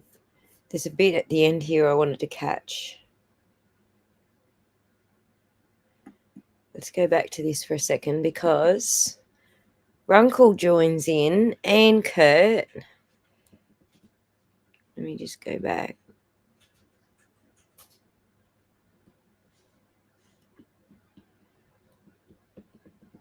I just want to see what they have to say about the...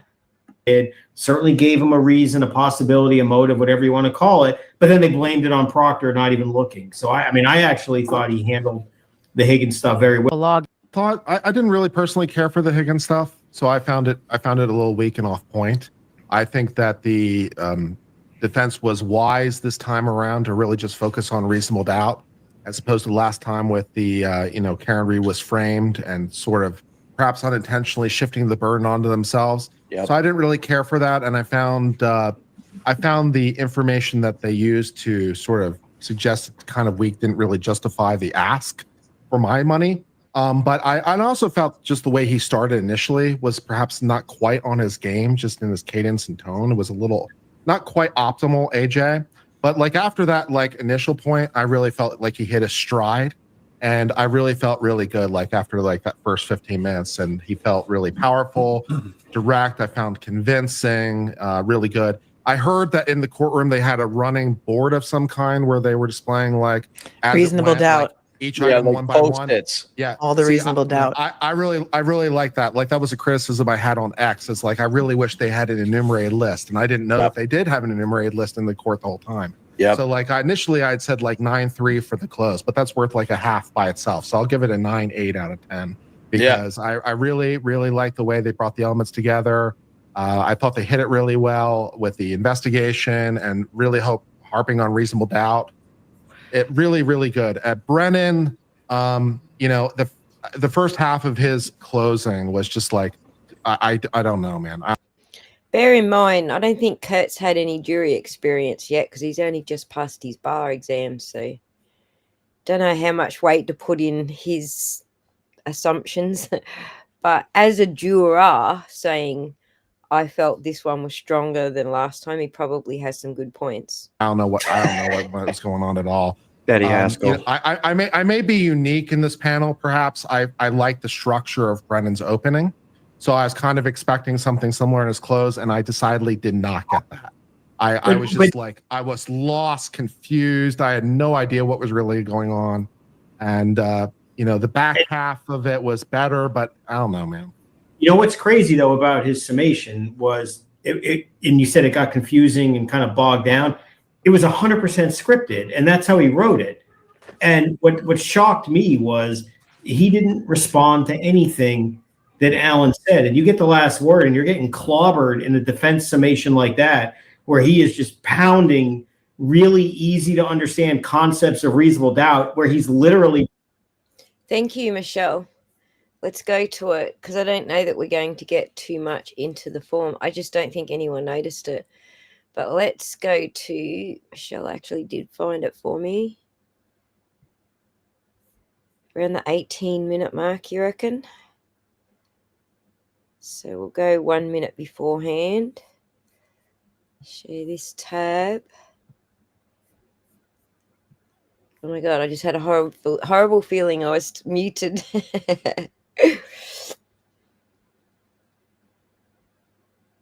Oh, There you go. I didn't know that history. Had to pass the Texas bar. There you go. Okay, let's go to this one. See what they say about the jury form. They had her cooked. So she got up and she testified. And that was kind of like the Hail Mary. And we saw Hank Brennan throw a lot of Hail Marys this case, but this was our Hail Mary. And I kind of prepared the whole case with her, went through everything, told her what the cross-examination would look like. And then she got up on the stand and she did a pretty decent job in her direct. Then on cross, it looked like the defense in the Karen Reed case taking on some of these experts. It was just, I was just sitting there deer in the headlights watching it happen. There's nothing I can do. Occasionally you can object, but there's not a whole lot you can do when you're just watching your client get categorically destroyed on the witness stand. And I watched that happen. And as a lawyer, then after that, you got to get up and make a closing argument and try to convince the jury that here's all the reasons that she's not guilty. The only win in that case for me is that it took the jury 25 hours to convict her. The co-defendant took them about 40 minutes. But it happens sometimes. And that's kind of the sense I got watching Hank Brennan. That was Hank Brennan looked completely two juries. That was one of the cases with two juries. And I've had multiple cases with two juries. In fact, the first trial that I ever tried was remember one of your it just reminded me of watching these two closing arguments. Normally, like what you said, when the prosecutor closes the case, they go through the evidence, they show very clearly how the elements are met and how this person's convicted. And then the defense gets up there and says, well, she didn't tell you about this. What about that? And what about this? And oh, that's reasonable doubt, and this is reasonable doubt. They don't really like go methodically through the evidence. They just kind of like try to attack different things that hopefully will stick. Like I've seen that play out a number of times. And in this case, it's just the opposite. Alan Jackson went through all the evidence, explained why they all should. Thank you so much for the super chat, Lieutenant Pez Dispenser Tully. Much appreciated. And I'm glad you like the compilations with comments. I think you're talking about the mashups, but yes, everyone loves the mashups. And Colors Flight, that is a misdirection. Massachusetts does allow partial verdicts on one count. They do. That's oversimplification. It's very much more nuanced than that. So the case law that supports it is in the SJC. The SJC supports it. So I'll just quickly do that. Quickly go through the SJC stuff with you. So the claim, you can't return a partial verdict on lesser included offences in Massachusetts is not true. You can, full stop, and it's been affirmed repeatedly. So Rule 27B about partial verdicts says if the jury finds the defendant not guilty on one or more, but not all of the offences charged, the judge shall record the verdicts reached and may declare a mistrial as to the remaining charges. It doesn't say only top line charges. It doesn't say not if the charges are lessers, and it doesn't say no if they didn't go in order. It just says one or more, but not all, and that includes lesser includeds. The case law that supports it, Commonwealth versus Ross, 2002. The SJC upheld a verdict where the jury acquitted on the top count but hung on a lesser. Commonwealth versus Moore, 1990, where the jury reports a verdict on a count, the court must accept and record that verdict even if the jury remains undecided on related counts, which is also called lessers. Commonwealth versus Rodriguez, 1973. A partial verdict was accepted on lesser includeds with a mistrial on the unresolved charge. And this comes back to double jeopardy. If you are acquitted on a lesser, you cannot be tried again on the ones that you were acquitted for. You can only be retried on the counts that the jury hung on. So that's why I'm saying it's misleading, because the SJC upholds it. Massachusetts law, Rule 27B, upholds it. But why people keep saying that, it's just a structural game playing that people say these things. And I know lawyers play into it as well. So some Massachusetts defense attorneys go along with the status quo they because of fear. They just won't question it. But to continue repeating that it's not true, there's more nuance to it, and the SJC upholds it. So I don't believe for a second that they can't hang on a lesser, just because the SJC has several cases where they have overruled on it. So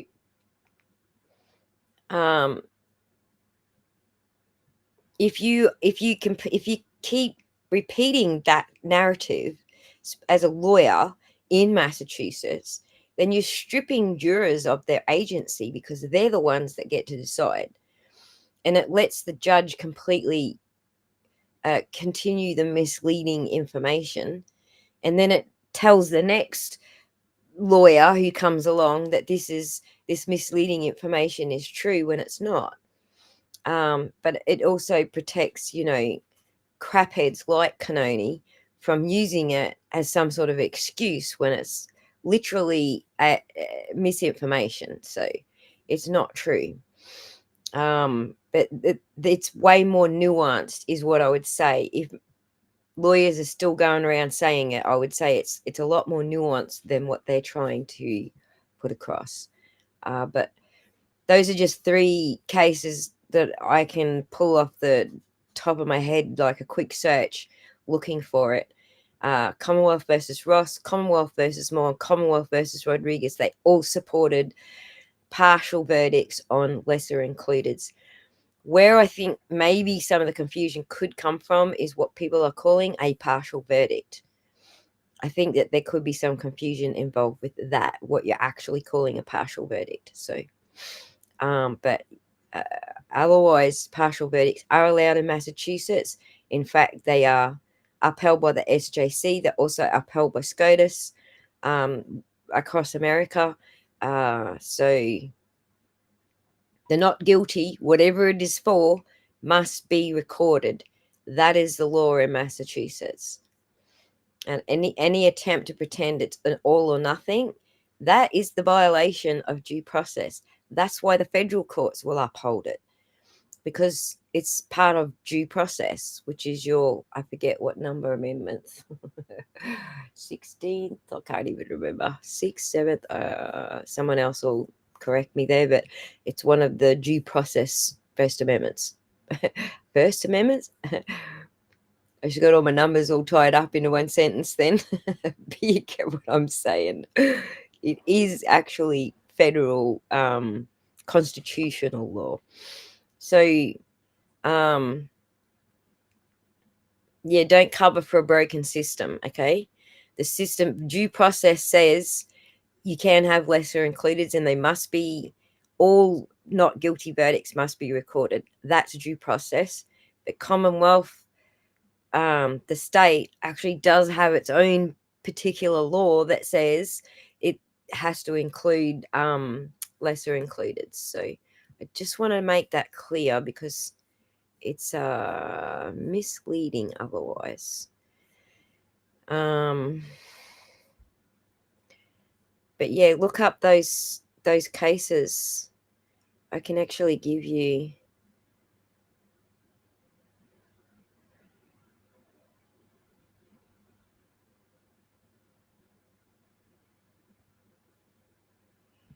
where did you get that from?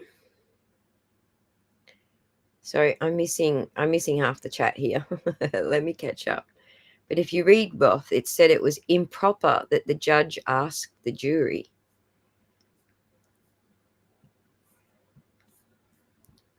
The judge asked the jury what?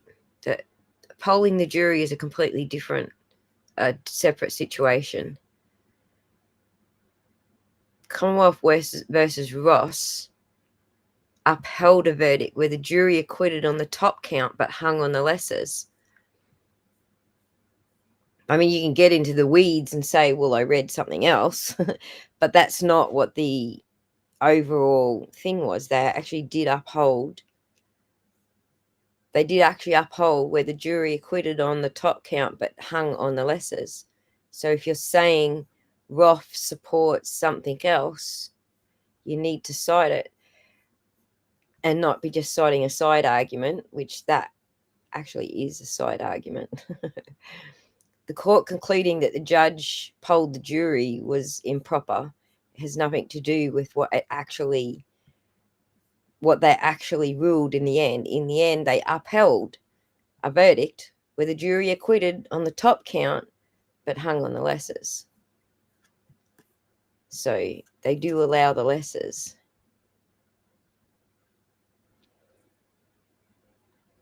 They were read in court.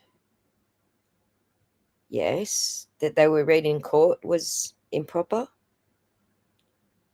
but they still upheld them because they're lessers. Lessers still count. As long as the jury actually says this is what we decided and that gets recorded, that's why they upheld it.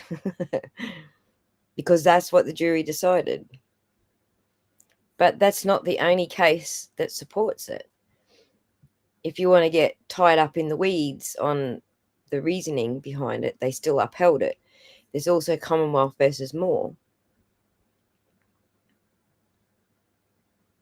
The court has to accept and record the verdict, even if the jury remains undecided on related counts.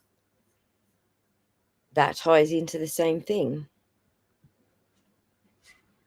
So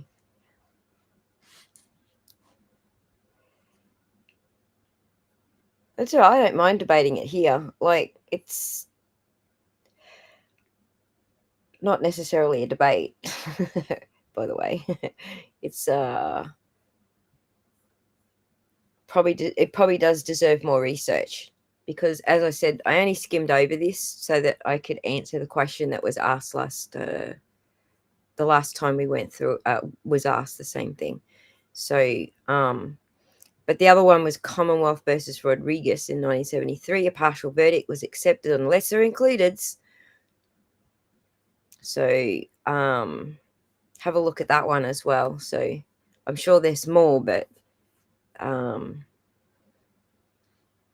yes, the two guys on screen are brothers, Heather. They are. I think it might come down to colours, what you're calling a partial verdict, because I think that does cause confusion when people are talking about it. So let's continue listening to these guys, because somewhere here they talk about the verdict slip. That Karen is innocent. Then Hank Brennan gets up and says, Jennifer McCabe is such a sweet person. She came out to help him. And John O'Keefe was a person who always helped other people. Yet you're just like pulling out different things that how you win. That's what you have to do. And it's like they switch roles. That's what I noticed. We call that grasping at straws. Because there is no evidence of guilt. There just isn't. There's absolutely no evidence of guilt. None whatsoever. There was no collision. The car did not hit John. That fact has been proven.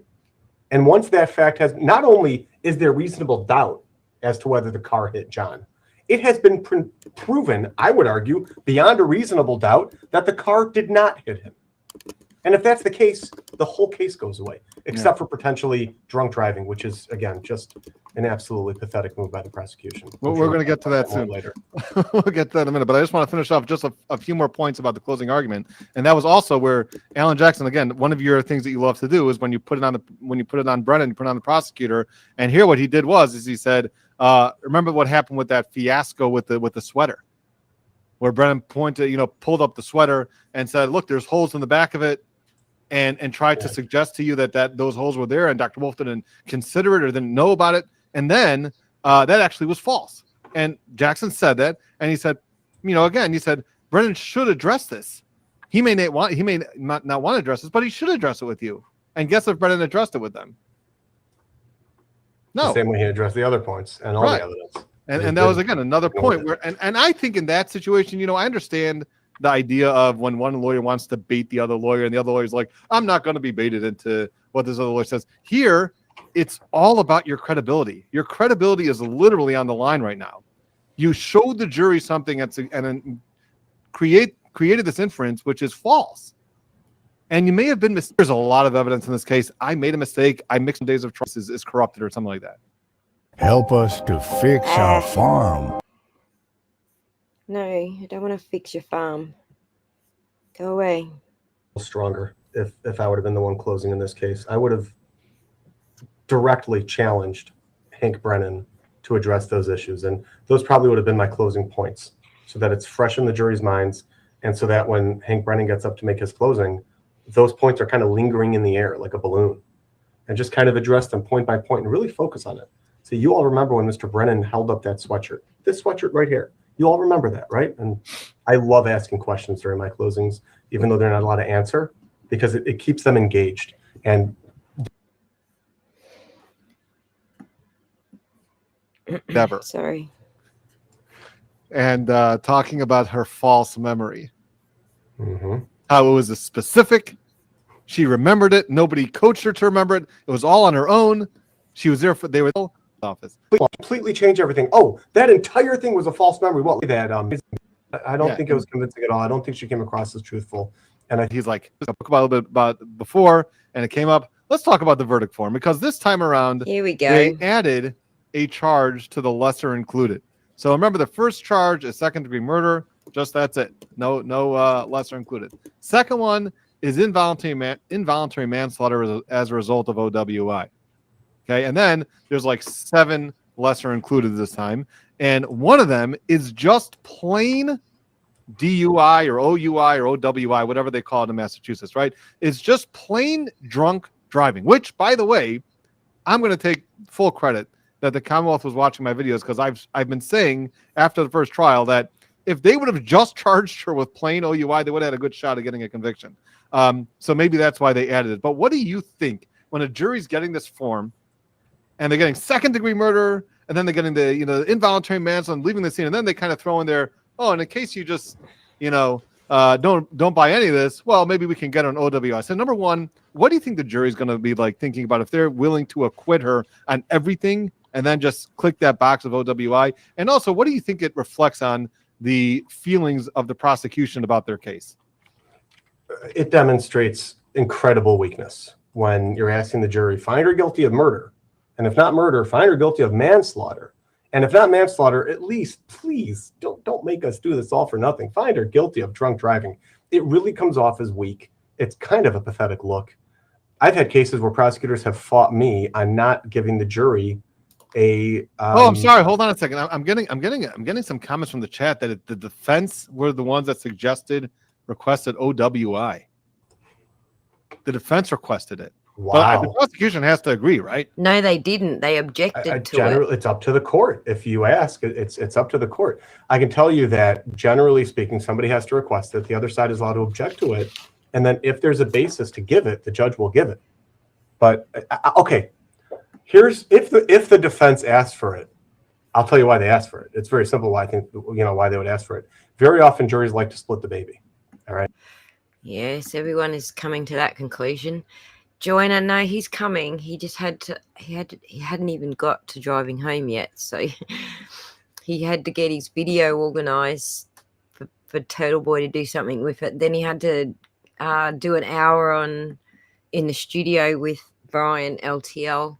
So we're still just waiting, which I told him was fine, that we could wait till he gets here. So, see, I don't even think Solomon realized until after that stream, because this post where he's saying, hang on, look at this form, was today.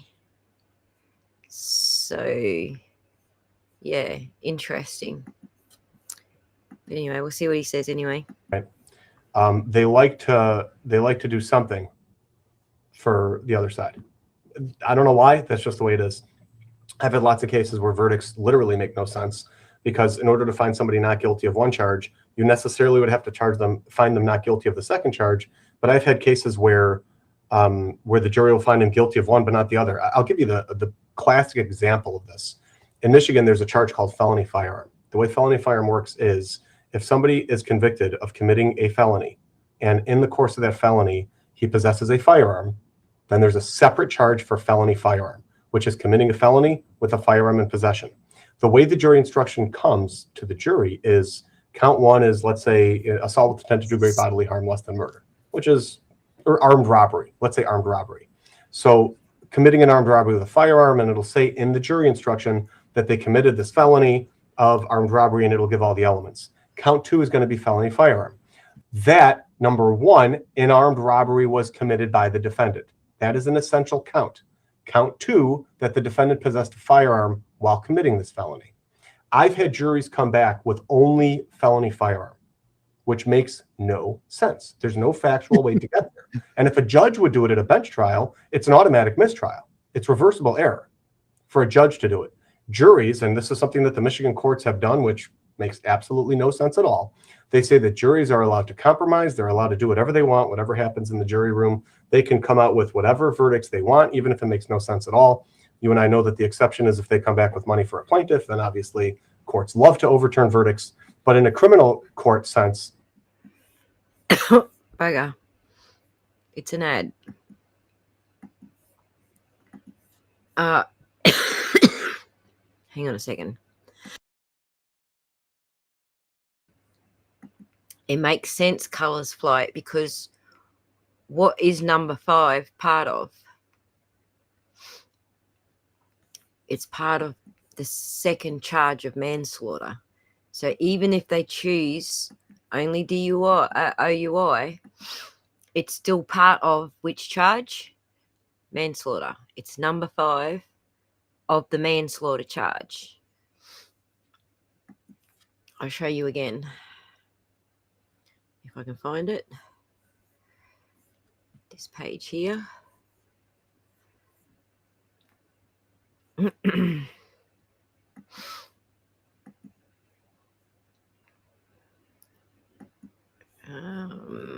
This page here. See, it's number 5 of the second offense. Offense 002. It's number 5 of manslaughter.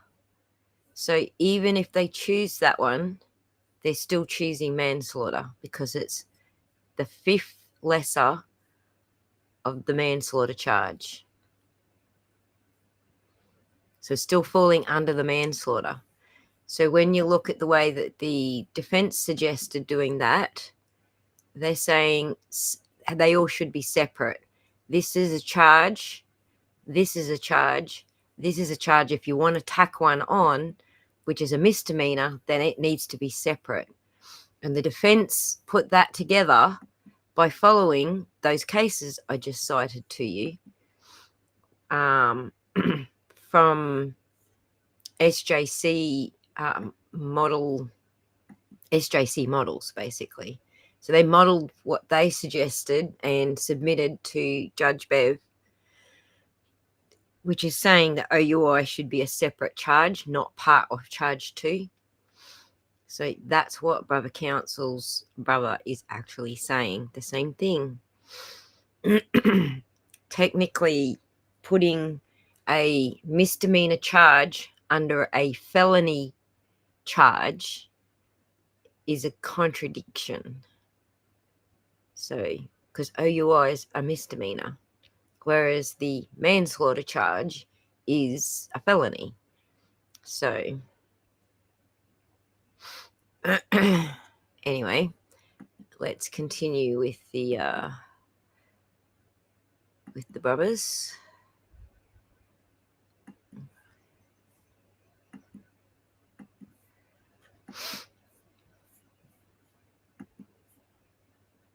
very often it'll be allowed.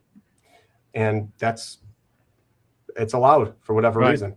So, so back to our case here with Karen Reed, it's possible that the defense was thinking there are going to be some jurors here who are going to want to hang Karen Reed, or there are potentially jurors who are going to want to hang Karen Reed. That's And if what the that's the judge case, was let's give them thinking. something to hang her on.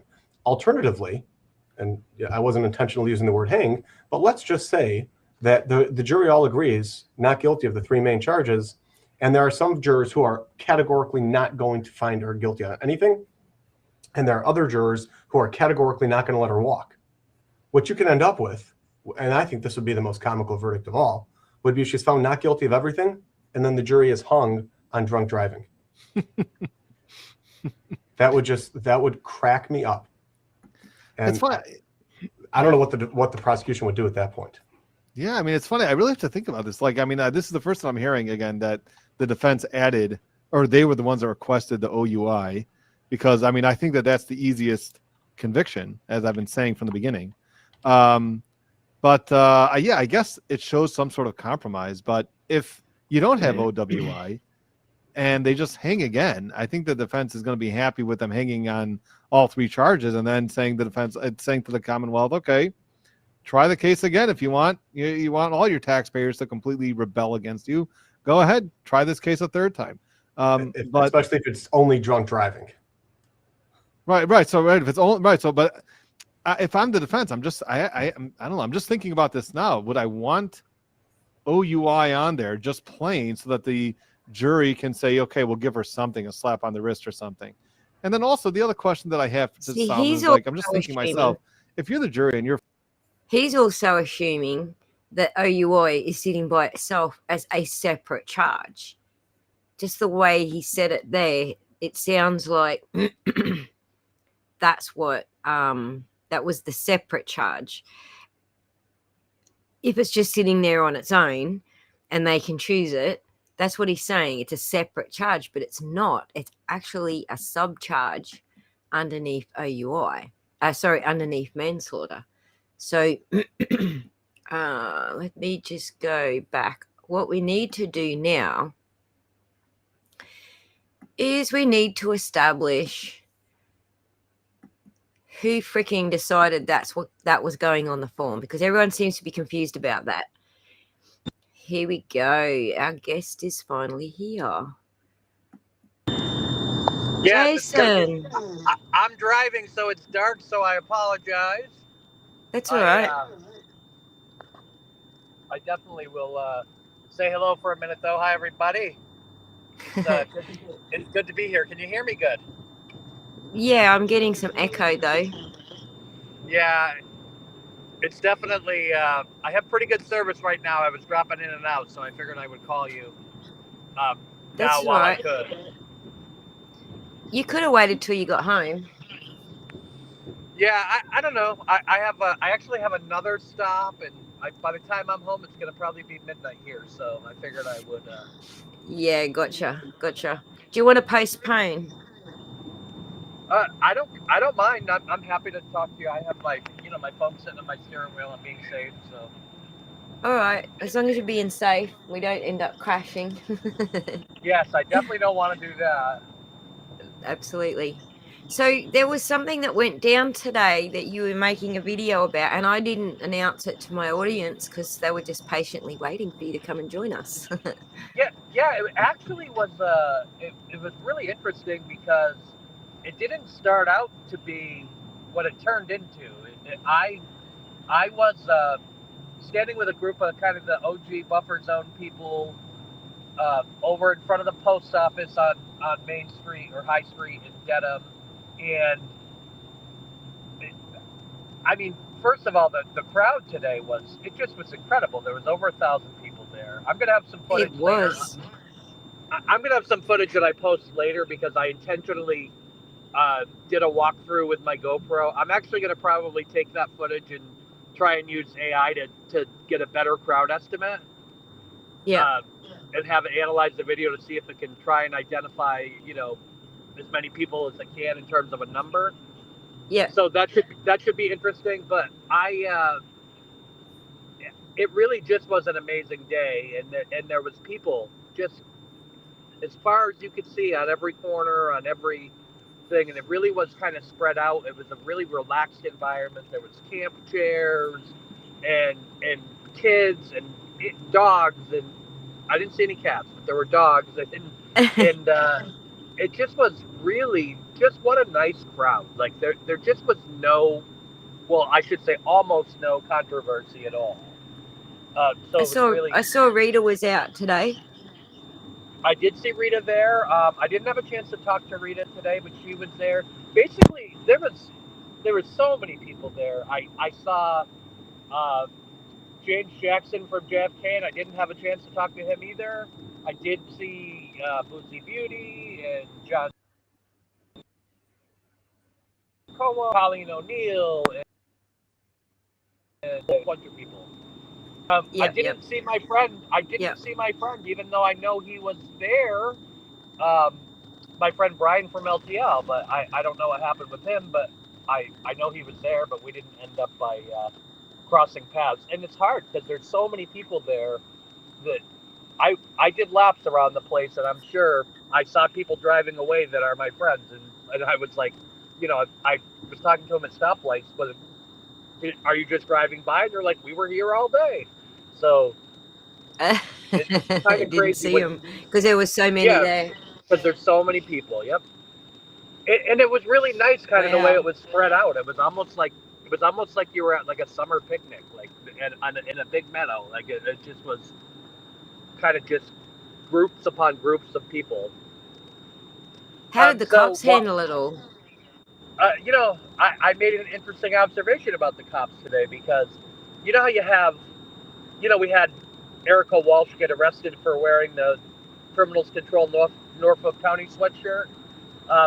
So Erica, it's funny to watch the cops come up and ask Erica for help, right? Because that's what happened 3 weeks ago when there was a visit and there were 15 people there, or 20 people there. The cops would target those 15 or 20 people. And now, 3 weeks later, when there's 1,000 people there, the cops are going to those same 15 or 20 people and saying, hey, can you help us? We want to get our message out to the crowd and make sure everyone stays safe and all of these things. And it's really amazing to see the 180 and the treatment of like the OG people who, like, literally just weeks ago they were arrested. So it really is. It was. Yeah. I found that to be very interesting. Wow. So anyway, I thought they would be. No, go ahead. I thought they'd be more out of control because there was a bigger crowd. I think that the crowd has tipped to the point that they probably wouldn't dare. I think the crowd's too big. Nice. I think they know. And I will say, I have some footage that'll be when I publish that other footage later.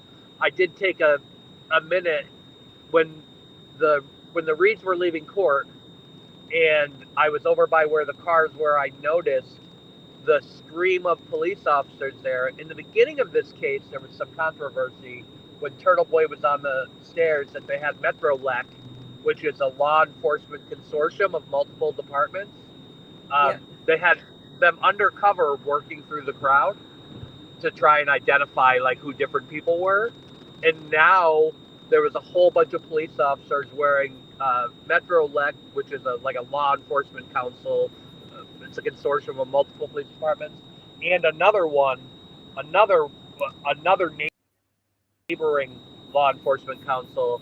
There's a whole bunch of police officers with those vests on, and I was looking at the names. So they were from Quincy and they were from Chatham. So they brought in local police officers from all across that area of the state. Yeah, nice. To, so they got rid of. But they were still they were still so outnumbered, even with all of the state police and the Dedham police and all of those police from the neighboring communities. They were still way outnumbered. Yep. Well, that's good to hear. That's good to hear that there was enough of a crowd to keep them in check. So, speaking of the police, you had you caught someone getting arrested trying to interfere with the jury, right? Oh, no. Oh. Hello. How about now? Yep, you're back. You have me back? Yep. Okay, I made the mistake of, I'm kind of a moron. I made the mistake of opening the window from my Twitter DMs. So I'm stuck like inside the app. So I apologize. That's right. But yeah, I did. I'm in the dark part of my drive now. That's why you can't see me at all. I did. I did. When we were standing there, when I was standing with the OGs, there was somebody that was standing nearby that was playing.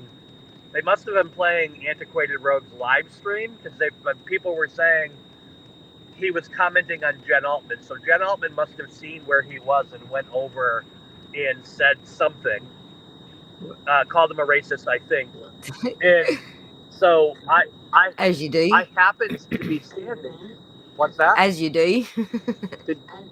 All right. So I happened to be standing with, and the way that I'm describing it is an ethnically diverse group of people. I was standing there with my friend Erica Walsh and some of the OGs, and there was a nice young black female and her Hispanic girlfriend and another young black male that were there, and they were very interested in going to see where Joe Warren was, because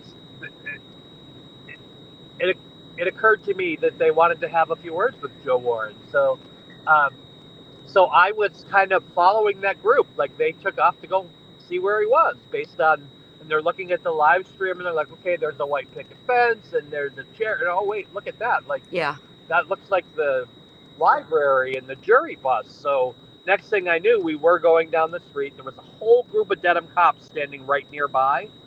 And all of like their bike cops, they were like hanging out on the street behind the courthouse. And so we went over there and I just let these people confront him because he was a racist. And right away, one of the women is like, is that the jury bus? What are you doing near the jury bus? I love that you hear someone else in the video saying something along the lines of, I thought you weren't allowed within 100 yards of a playground. Like it was pretty funny. So we basically sat there and ranked on him for about 5 minutes while he was trying to respond to us and say different things. And he got called out really good. And then the best thing ever happened, which is all of a sudden the state police rolled up and some court officers came out and they started questioning him for trying to film the jury because apparently he was sitting back there live streaming, attempting to catch the jury on camera. And there was some question as to whether he did. So they ended up by making him stop his stream, making him go through his phone and show them all of his videos, and IDing him and doing the like. In the end, he walked away. They basically made him leave the area and told him, "Cut the crap! Don't try and do that again." But yeah. It really was kind of a great moment to capture by accident. Right, so it was kind of like two great moments rolled into one because my favorite part, of course, was standing there kind of feeding insults at him for 5 minutes, and really I was so impressed by my new friends because they really were they were letting him have it. And I'll say here, I haven't said it anywhere else, but I was if those Dedham police weren't en masse nearby, I feel like we were about 30 seconds away from seeing Joe Rogan get beat up by a black woman because she was ready to go and she had him from the moment that she got there. That's all I can say. Right, you don't mean Joe Rogan. You mean Joe. What is his name? Joe Warren. Did I say Joe Rogan? Yeah, you did, but it's all right. We forgive you. Oh, it's been a long day. If this is how I make it, on a Joe Rogan, so be it. But that's not what I meant. So. But that's all right. We knew. So, and you know, a fun fact about Joe Rogan is he actually always craps on Connecticut. He doesn't like Connecticut. Oh, there you go. I just gave him another reason to crap on Connecticut. So sorry, Connecticut. And sorry, Joe Rogan. I didn't mean it. That's all right. So for those who don't know, Joe Warren is Antiquated Rogue. If you're not on social media, you probably got no idea who it is, but he's one of the antis. He's one of the crew that hangs around with crusty panties, and he's always on YouTube with yellow cottage. And I just want to be clear about that. So he has some friends over there still, like Twisted Tragedies or whatever else, but he's been fully kind of denounced by both sides. So like he doesn't have a lot of friends over there anymore. Oh. It's a very, very, very limited number of people, but he's been kind of exorcised from Kate Peters' camp. And in fact, he was friends with Natalie the German, and she had kind of taken him under her wing and was trying to get him to go to church and do some different things. And the rumor on the street is that Kate Peter basically said to Natalie, it's him or us. And Natalie chose Kate Peter and the crew and not him. So he's kind of lost all of his friends at this point, which actually usually makes him worse. I think he still hangs out with Twisted Tragedies or a few of them, but that's it. Like he's pretty much been roundly rejected by both sides. Well, that's good news. That's good news. He got excommunicated, eh? What was that over? Yeah, I mean, it doesn't stop him from being horrible and a horrible racist, anti-Semite, and sexist homophobe. I like to call him a rash. Aside from being a rash, he really has this penchant for targeting women, and especially when he can isolate them and they're alone. I have more to tell about this, but not today. But there is example after example of him waiting till like a woman is walking away from the protest alone, and he'll corner them and confront them in a very aggressive way.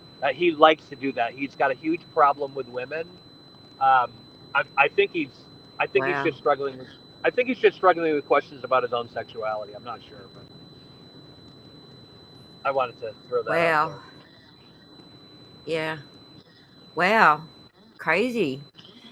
Yeah, he's I mean, I've just watched him maybe 2 minutes of a stream here and there, and I'm like, moving on. Yeah, I mean, I have tweets, but in addition to tweets, I mean, I have police reports going back years about him. He really likes to call black people the N-word and try and fight them if you're a black woman or you're a black child. He really seems to he tries to project this air of like masculinity and violence, but it doesn't work out because he's always targeting women and children. It's almost exclusive. So it's not even surprising that he's targeting the jury. Right. No, it's not, and you know, he probably thought he was going to be some kind of a hero. And, you know, the funny thing is because I knew we had to walk a couple of blocks to get over to where he was, and I put my earbuds in and I was listening to his stream on the way, and he was saying he kept saying Jen Altman's going to call the mob on me. So in my video, you hear me say, we didn't need Jen Altman to tell us where you were. You're live streaming, you moron. You know what I mean? Like, you're literally live streaming. We know where you are. We can see you. But it was interesting because he kept saying, I'm not going to run unless the mob comes.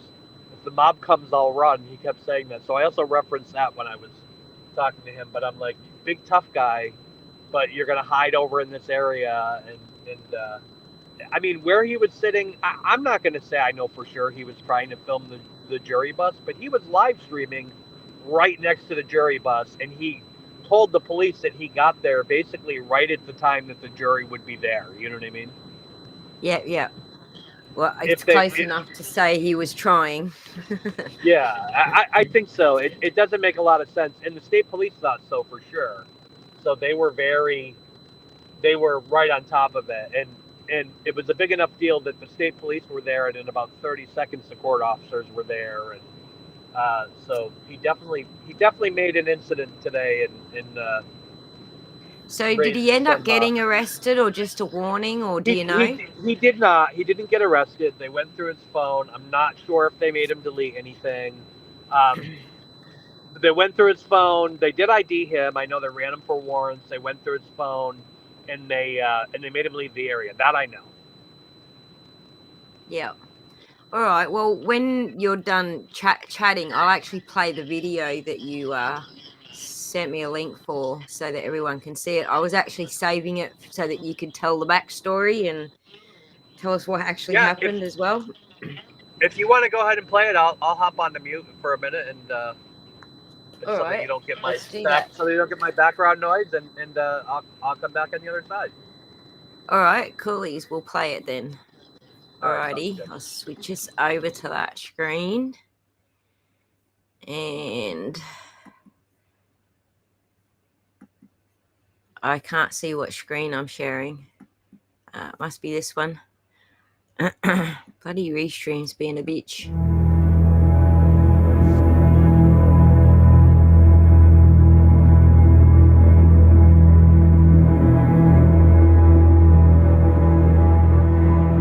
What if everything you thought you knew was a lie?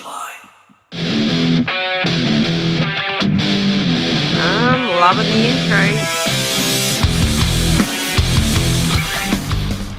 This was an amazing day today here at the Karen Reed trial at the Norfolk County Superior Courthouse, which you see behind me today. And while we didn't free Karen Reed today, I did learn a lot. I learned what it looks like when a group of ethnically diverse individuals confronts a local racist just before he's questioned by the police. Let's check it out. You're not hitting no more. Are you supposed to be 100 yards from a playground? Are you supposed to be away from that's you're near the jury bus, right? Showing it? That's illegal. You're illegal. That's illegal. Being over here, witness intimidation. Where do you see witness intimidation? Behind the courthouse. Hi. Hey, what's up, guys? How are you? Yeah. It's good to see you. Good to see you too. What's up, guys? How y'all doing? Yeah. We got a racist in the wild. Racist. A racist in the wild. To what? You're trying to scare the jury? What are you trying to do? We got a racist, anti-Semite, sexist, homophobe in the wild. Yeah, check that out. Right? Wrong crowd. You're too close to park, I think. Don't answer the phone now, bro. 2 phones, huh? Or is this intimidating? It's too intimidating for him to sit here and talk to us while he's on the phone. What's up, guys? How are you? You tell us. You want to talk on live so much. Your mouth is reckless. Your mouth is really reckless. I know it is. So what? Yeah, so what? So what? Only because the police are standing there, You're that's ballsy why. because the boys are behind you. Who? The boys, the police. Oh, you don't understand those racist marks, huh? You don't understand the hood language, do you? The hood language. You know. The police. The police, the po-po. That's the only reason. You stay near them to stay safe. That's Yeah. why. You're a smart man. You hide behind the boys in blue. Yeah. Why do you leave? Why do you leave? If Why you don't, did you- if why you did don't you want to even stop support, talking? why do you cause trouble? You're the one causing trouble. No. Leave. We gotta calm down. We wouldn't be so hype if you didn't shut the fuck up. Somebody TP'd your bike on Bullet Street. TP? Yeah. Yeah, they wrapped it in toilet paper. Really? You better go check that You might out. want to grab it. You might need it, but what's the problem? I just know it's illegal. You'll see. The real question is, why are you next to the Jury bus. What are you doing near the jury bus? On live. Behind the courthouse. Why don't we show Judge Bev what you're doing? You like to call people the N-word when you're not surrounded by cops. Go ahead. Go ahead, call Feel them free. niggas. Feel free. Go ahead. Racist. Say what Go you ahead. keep saying. Say what? Go ahead, racist. Call him the N-word. That's what you like to do. Do I look like a puppet to you, Baldy? That's what you like to do. Do I look like a puppet? That's what you like. You do. You look like a puppet. You look like a bitch. That's what you look like. That's his problem. Yeah, You now- look like a now bitch he's puppet. scared. Fuck Look are at you. Get to your second phone for your backup, bro. All you can do is be mad about it. Bye. No one's mad about you. He mad. Be mad. You're the This one is- sitting near the police talking shit, not us. This is the circus. We're here to see the clown. Go ahead. We wouldn't pick him. Continue your live so we can continue to listen to your fuckery. Let's go. You're corrupted. Jen Altman didn't need to tell anyone where you were. You're live, you moron. Everyone knows where you are. Look at yeah. And we wanted to show them how close you come to the jury bus when no one else can. Yeah. Everybody gets harassed if they're this close, but you can. Yeah, there. Here he comes for you. Yeah. He's gonna come for him. That or maybe that's who he called on his second phone. Probably. No. Nope, guess he wasn't coming to help you. He's quiet now. You thought you were hidden. You kept saying you were hidden. We'll always find I'm only going to run when the mob comes. Oh my god. Even then, you don't got the balls to call them. That was so hilarious. They won't help you. He's not coming to help you. I could do a lot. We're not mad. We're not mad. You're a grown man talking like a little child. No one's mad at you. No one's mad. You look like a clown. It's the best content you've had since your channel started. Aren't you the one impersonating a woman? Yeah, I'm right here. I'm impersonating a woman, right? Yeah. Do I look like a woman? Hey, looks like a Do I look like a guy woman? to me. I mean, you just called him Baldy, so I don't know if that's really impersonating a woman. He doesn't call people niggas. That's right. He doesn't call people niggas. Sure. I wrote under a pen name. Didn't you know? You messaged saying you were a female. How many girls? You tell me. How many people None. have you called nigga, bro? Not one. Sex No, predator, not one. That's what you are too. Not one. One did message me though. One did message me though. He needs his ass whooped by a black person. That's He the will problem. That's what He happened. needs his ass whooped by a black person. How'd you break your leg? Someone beat him How'd you break your leg? No bike. Bike accident. A bike Calling people the N-word in Boston and they kicked your ass. Why don't you tell the truth? Wasn't. Yeah. Why don't you tell the truth? We know what happened in You're Boston. racist. You believe police reports now? Huh? And now you're near the jury bus. Doing what? I have no idea what you reported to the police, but I know you got your ass kicked calling people the N-word. Huh? You was chatting the whole time, and then we came down here, and now you quiet. Broke your leg. That chat was wild till everyone found you. What's that? Right? Your mouth was reckless till we came down here, bro. Yeah, let's go. Thank you. That's what I sound like? I'm sure that's what I listened to the whole walk down here, bro. Why are you hanging out near the jury bus? This is where things take a turn. Well, you plead the fifth now? He's putting it all over live, the jury bus. Thank you. Come on, let's go. I want to stay for a minute. Oh, yeah? Are we live streaming the jury? There's no jury. No, I mean, we live streaming out here when the jury came out earlier? No, absolutely not. Okay. You're live streaming right now. I saw it. Yeah. I'm covering Yeah. the verdict. Okay. What are you choking up, man? Yeah. I know. You can't film the jury. I've never filmed the jury. He's a Racist, like racist. He's a sex predator. How long have you been out here? I had lunch and I came back. Do what? I had lunch and I came back. Okay, when did you have lunch? An hour ago? Like 2:30? Everything is You run But he spelled it wrong and said inside. Okay, so you see, I'm trying to pronounce it like. Yeah. Wow. You probably didn't live stream the jury, but you probably recorded the jury. Think he did. So you probably didn't live stream the jury, but you probably recorded the jury. This is a mistrial right here now because he has them online. Leslie. early afternoon. Antiquated.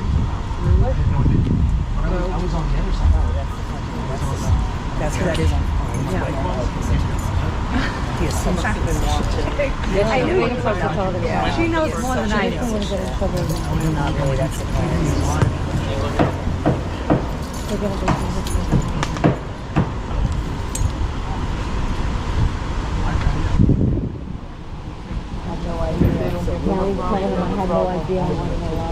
That's BS.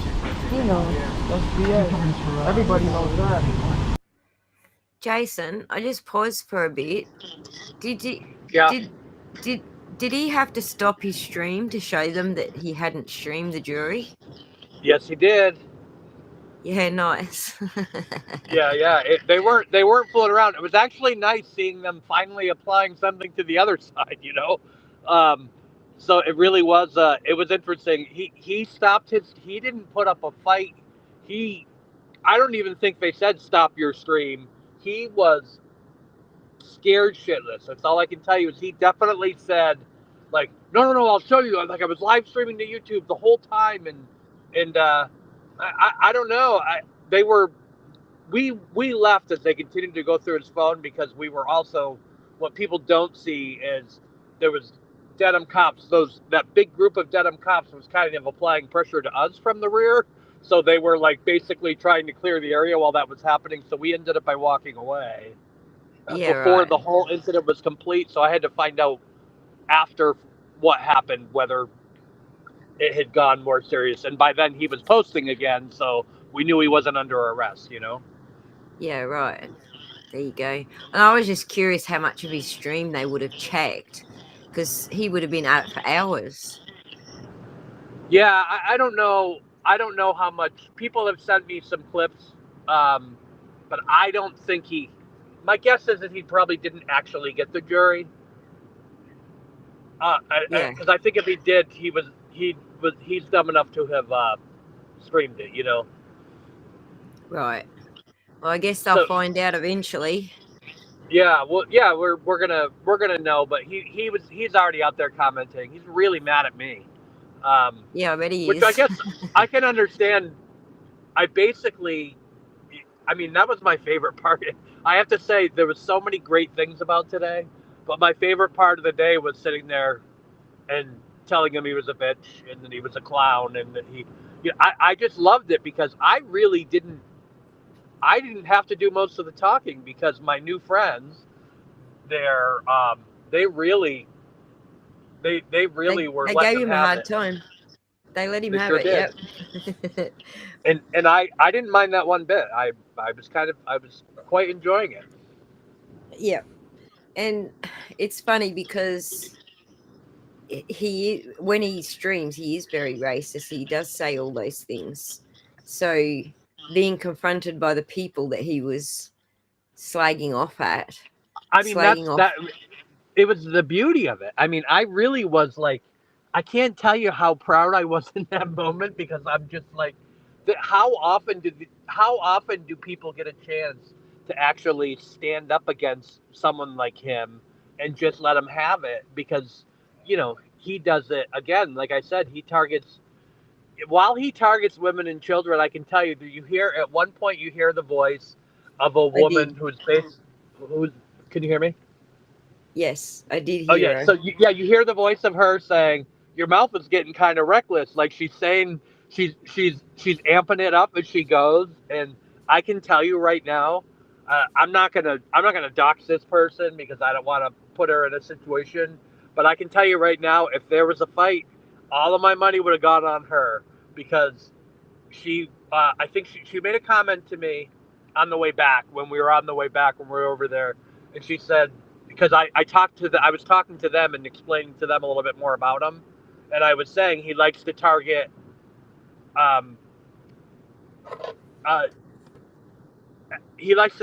black people and women and children, or black people and women and young people. And she said, "Well, I'm all three. I'm a young black woman." She said, "But I'll tell you what, I can fight like a man," and I would have taken him out. That's what she told me. So I had no doubt in her. Like. She's my spirit animal at this point because she's definitely has the spunk in this girl was great, and we laughed for about an hour after that happened. So yeah, it really was a great moment. It like all of the unseen side of that, like the aftermath, where we were just sitting around talking and telling stories about our experiences. That was the part that I loved the most. There you go. Well, I thoroughly enjoyed that. I'm sure we're almost at the end. Yeah. Obviously, you got cleared out just after that. Yeah. Right after that, the only thing that happens really is we just walk away because I got to the point to where I couldn't even hear what they were saying. You'll see that they move him up to the next lawn chair in front of the picnic table. But it's when you see the cop come back who had been running his ID. I mean, you will see, like, I think it already occurred in the stream, but at one point the court officers are standing out there from the courthouse, like, reading about this incident, if there already wasn't today. For sure. Absolutely. I mean, because they've been so down on your asses, and none of yous have done that. No one had ever even been back there. And the only reason yous were back there was because he was.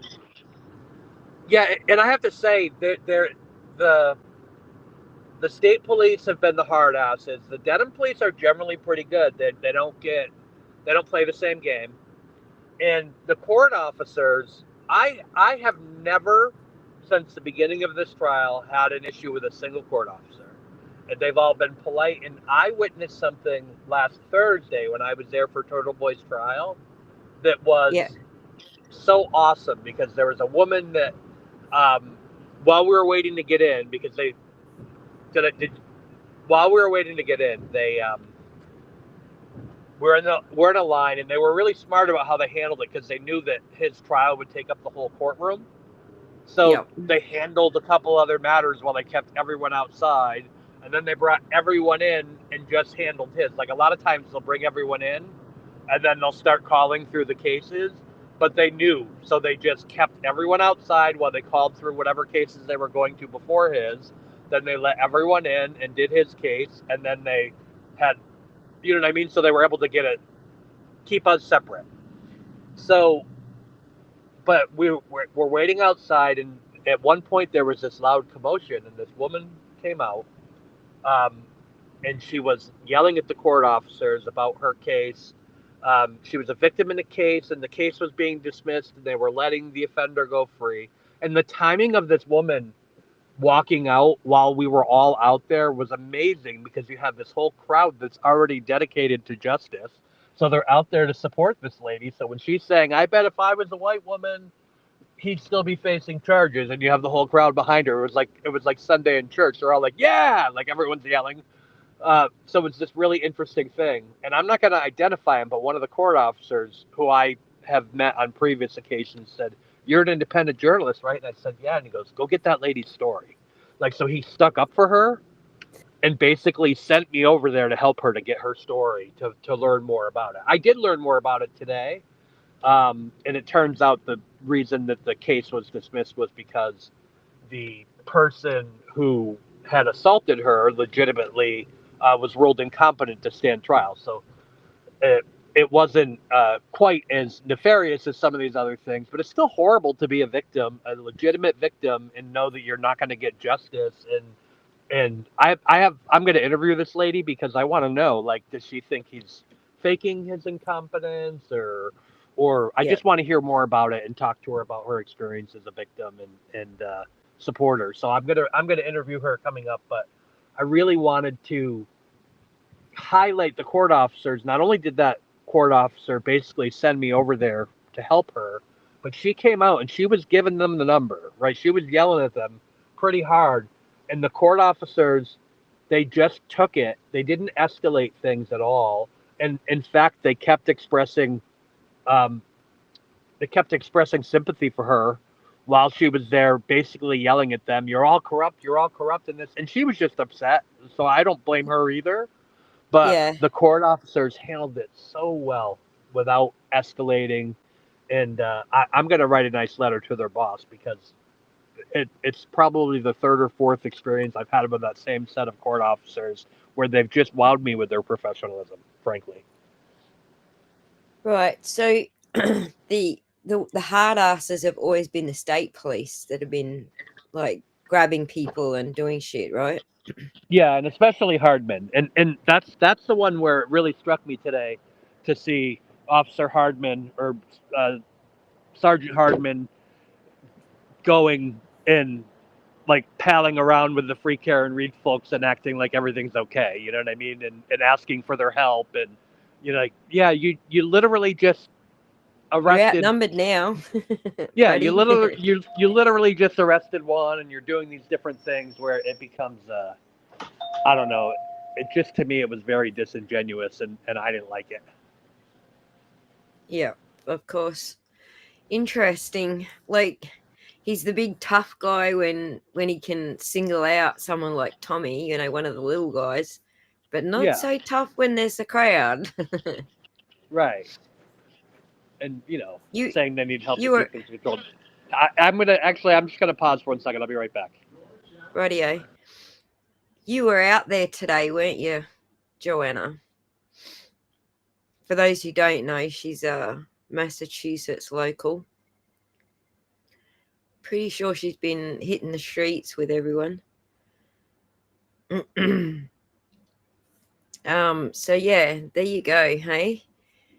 Mr. Joe got his comeuppance I always love to see a good comeuppance. And he wasn't so tough no more. Sorry, I just had to run in the store. I'll be right back. That's all right. We're just yakking on the side here. Larry Clapp said if you're in Canton and you see Fanning, shout deuce to him. Oh, you didn't go today. Too many people. Yeah, I was watching Tom's stream too. So a lot of people. There was a lot out there today. They were completely outnumbered. So trying to be hard asses was not gonna fly today, was it? So while Jason's doing that, we'll watch the last 2 minutes of this video. He said not much else happens, but we might as well watch it. Might as well watch the last 2 minutes. I'll tell you that much. How do we all know that we're together? Come on, let's be serious. Let's be honest, since he loves to be honest. Okay? Drop the brush together. Oh, I thought that was him crying.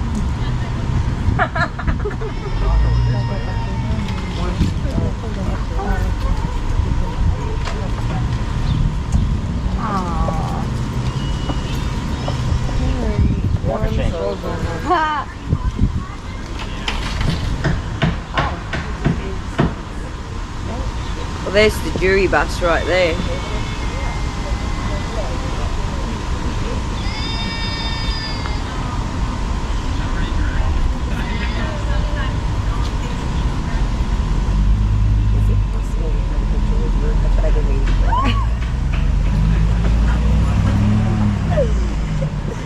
He's like, what's this stuff? Yeah,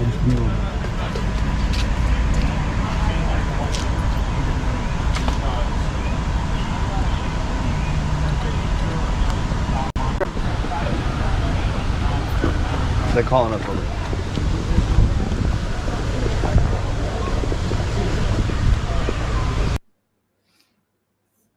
There you go.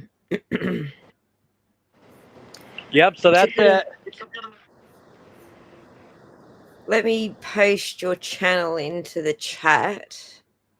Thank you. I appreciate that. I had a really interesting conversation with someone the other day that led me to kind of rededicate myself to what I'm doing down here, and I was trying to hit the ground strong today, and I really just kind of having that opportunity to come across that. I have other content from today that I'll be publishing. It was very moving to be there today and to see the level of support for her family and to see the sign language going on out there and people being quiet and respectful, and it honestly was a great day to be in Dedham and rededicate myself to kind of this cause of justice for Karen Reed and for others. So I'm really excited about the future at the moment. Right. I was very pleased to see that the crowd was able to contain themselves and behave because Karen asked them to. That was very pleasing to see. I have to say, this movement and this crowd, it's just really made up of a lot of really nice people. Like on every corner, all the way up and down the street, everyone's friendly and they're smiling, and really it was just such a I had so many nice interactions with people today who've seen me on your channel and others who've seen me in places. I actually had someone specifically from your chat come up and point out, and I love watching you on Aussie Insider, and Oh, nice. I watch your channel all the time, and it really was heartening to see the level of support and the amount of people that were there, and they're following us. They're following all of us. When I was there Thursday, I went out to dinner with Brian from LTL, and we went out and had a nice steak, and the waitress came up to the table. I'm not going to name the restaurant because I don't want her to be harassed, but the waitress came up to the table, and she just had, her mouth was wide open, and she looked at Brian and said, "Are you Brian from LTL Media?" He said, "Yeah, I am." And she looked at me, and she's like, "And you're," she started to say Hailey, and she goes, not Hailey or whatever. And I said, "Yeah." She wanted to take her, we weren't even in Dedham or and we were in Foxborough by the stadium, and it was just crazy to have someone recognize us out in the wild and want to take a picture with us and have a conversation about the case. And it really is, there's something happening here, and it's getting bigger and bigger as we get closer and closer to this verdict. So, yeah. Well, I'm really concerned about the verdict form. I feel like Bev's cooked it again. the verdict form situation is horrible, but there are a lot of people that are waffling about the jury and like, oh, that's it. There must be holdouts. There must be all of this. The jury didn't send any notes back. They didn't do any of this. They have a mountain of evidence to go through.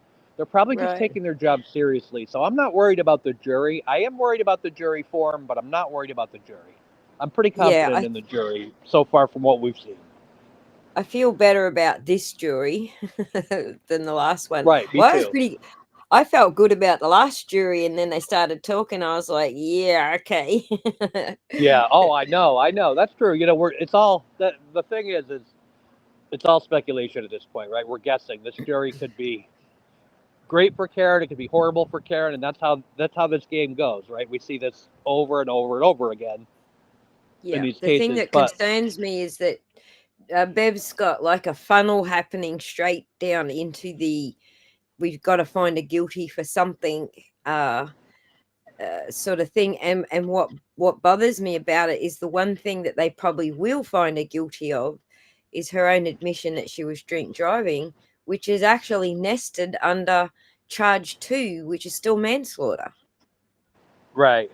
Yeah. I mean, the I can't even believe. I mean, it's really unfathomable that we're in this situation again with a confusing jury form, and she just doesn't care. She just doesn't. She's going to do it how she's going to do it, and she doesn't care about the rights of the defendant. She doesn't care about the fact that she caused this mess the first time, and she just dives right back into it head first again. It really is.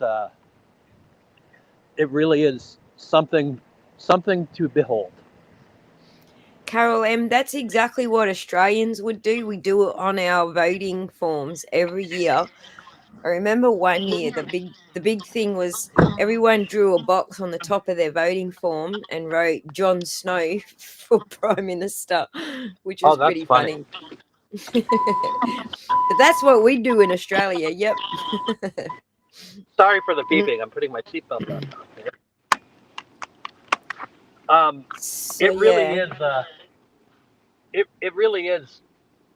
It's crazy to see that side of it, but it also it's balanced with the humanity outside that courthouse today. It is. Sure. It's hard not to feel good when you're there. I don't think it's going to end well if it does end in a conviction. Like for the county, it's not going to end well for Morrissey, for the county, for the locals who live there. They're not going to take it laying down, are they? No, they're not. It really is. I mean, you can see in Quincy, he went to the parade and he was heckled throughout the entire parade route. Doesn't seem to care, or at least he's putting on a brave face. I can't see him running again, and things are going to change there whether they like it or not, because the people have had enough. I mean, the people in Norfolk County have had enough, and while some of that is that they're weary from all of this extra attention and trial. Although I did say in Dedham today, the local businesses should be kicking 10 to 15% back to Karen Reed's defense fund, because they are making a killing off of this trial. With the local restaurants are full and the local stores people are shopping in them, and I think the economic impact of this trial is hard to underestimate. For hard to overestimate, I should say, because there are the local economy I can't see Morrissey. I can't see Morrissey recovering from this. This has been the death knell for him. I think he's gone now. I posted a little bit earlier on my way up this morning. I posted the speech that I gave on Thursday outside the Norfolk County District Attorney's Office. We had a standout there. And in November, I stood in the very same spot and called on him to resign, and I repeated that call on Thursday. They know when we would, right after the speeches, and actually right after I gave my speech, because I was the last to speak, we marched around that building. So I made a tweet earlier this week saying that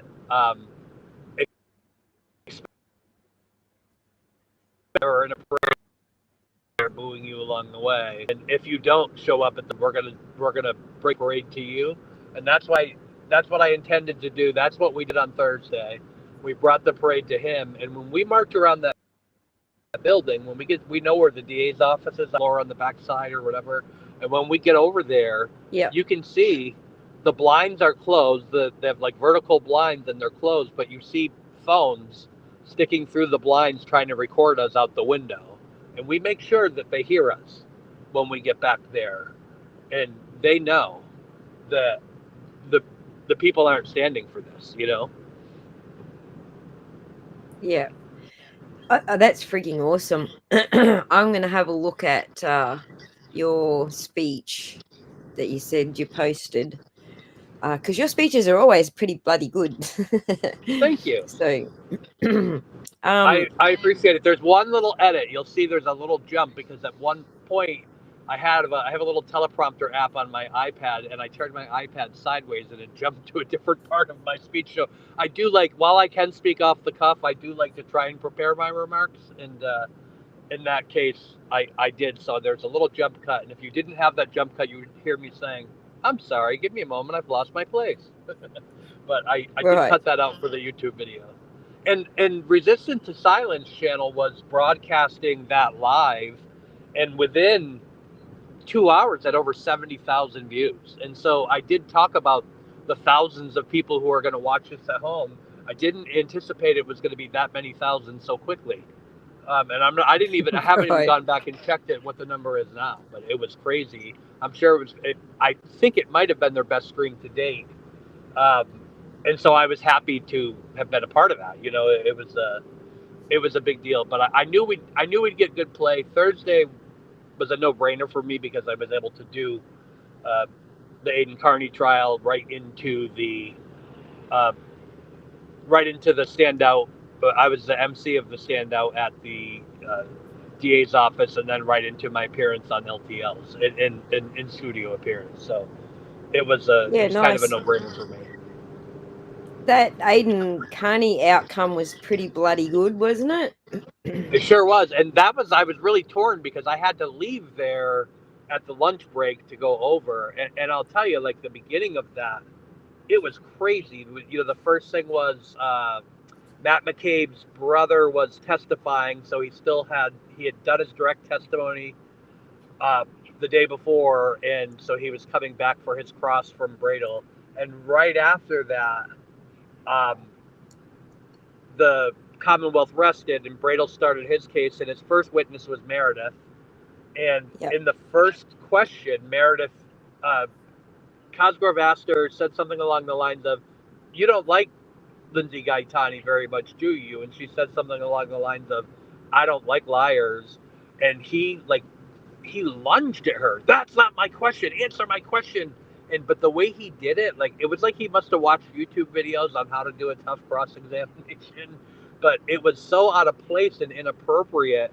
Like, everyone was shocked. And I actually started to stand up, because I was sitting right next to the witness box in that district courtroom. It's right at the front pews there. And I was sitting right at the witness box, and I started to stand up because I thought I was going to have to put my hand out and restrain him and separate him from her. And that probably wouldn't have gone well if it did happen, so I'm glad that he backed up. But he actually lunged in her direction, and it was so inappropriate. And so by the time we got to the lunch break, or they were going for an hour, and I knew I couldn't stay because I had to be at the other event, I was actually nervous because I didn't want to leave. just based on how bizarre his behavior was. And at one point, the a witness after Meredith was a woman who has only been to Dedham once for one hearing, but it was the hearing in which the alleged restraining order violation occurred, and she witnessed the Aiden go up to the Dedham police officer, and the Dedham police officer pointed toward the Registry of Deeds to tell him he could stand there, and Aiden pointed too. So she was saying, and Bradel questioned her and said, "Did you hear what they said?" asking if she heard the conversation. And before she could answer, Cosgrove jumped up and said, "Objection!" And the judge looked at him and said, "What's the basis for your objection?" And he said, "Hearsay." So the lady was being asked a question about what she personally witnessed and observed, and Cosgrove objected and called it hearsay. And I'm like, you are a former judge in this county, and you don't know what hearsay is? What's that? What did the judge say? What did the judge say? Well, he didn't sustain the objection, I can tell you that. He just basically said, he just kind of shook his head. He looked bewildered. The judge looked bewildered. He was thinking the same thing you were a freaking former judge. Yeah. I mean, I have to go back and watch because I was on the camera for a lot of that hearing based on where I was sitting, and I because I couldn't probably really in tune listening to the legal argument, because that's what I'm interested in, and I almost stood up and objected. I almost objected to his objection. It was something else. Someone actually did Zoom it, didn't they? Someone actually did Zoom it. Like I watched, I listened to the trial on Glara's stream. Yeah, it was on the Young Jerks too for a period of time. There was a Zoom link, a court Zoom link, and then at some point, I think the link changed after lunch, and no one had it on for a period of time. Since then, Aiden has played most of the video. I think he got the video from the cameraman who was filming in the courtroom. So since then, he's played at least the portion with Paul O'Keefe testifying and some other things, and I missed all of that part. But I will tell you a funny story. I was taking voluminous notes because I was going to write about what was happening, and but I had to leave, so I gave my notepad to somebody else who was attending the trial, and I'll tell you, it's the account that goes by the handle MS Grant Smith, and so because I thought it was poetic if I had my version of Grant cover the case while I wasn't there. And later, while I was at the LTL show, he started sending me text messages of the notes that he took. And his notes were even more voluminous than mine. He took much better notes than me. And I said, wow, I need to have him be the reporter, and I'll just make jokes. You know what I mean? Because You're talking about the parody account. You're talking about the parody account. Yeah, right. And let's just say, for sure, he definitely was a better reporter than me based on his note-taking skills. And hands down, he was a way better reporter than Grant. Awesome. Than the actual Grant, Lon Solo is our resident ambulance fella, EMS firefighter.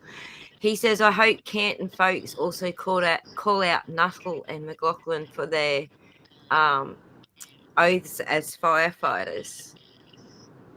Yeah, there is some of that, and it really, like, Canton's kind of, it's a tough place, right? It's hard to live in Canton right now, even if you're not developed in this trial. You know what I mean? Like, even if you're not, there are a lot of people there who are just sick of this and they want it to be over.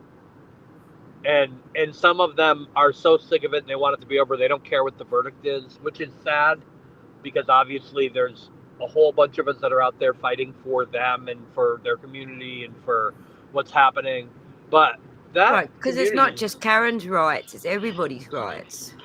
But that community needs to heal. It really does. Like, it's time for this to be over. So I'll tell you, like, just the people there, I've never seen kind of like a larger mass demoralization, because that's what's happening in Canton right now. And, you know, neighbors are fighting neighbors. I've made some really good friends in Canton, and there's a husband and wife in particular who have been, right from the start, have been kind to me. And their family is torn apart because they have kids who are against Karen Reed. One of the husband's brothers is a police officer in Canton, and like their whole family is completely torn apart over this case. And you know, I feel for those people. I want them to get their lives back. Right. I didn't So realize they it's not were just Karen. divided. It's not just. Yeah, it really is. And it's not just Karen, right? It's the whole town is part of this saga now, and a lot of them want off the merry-go-round. Right.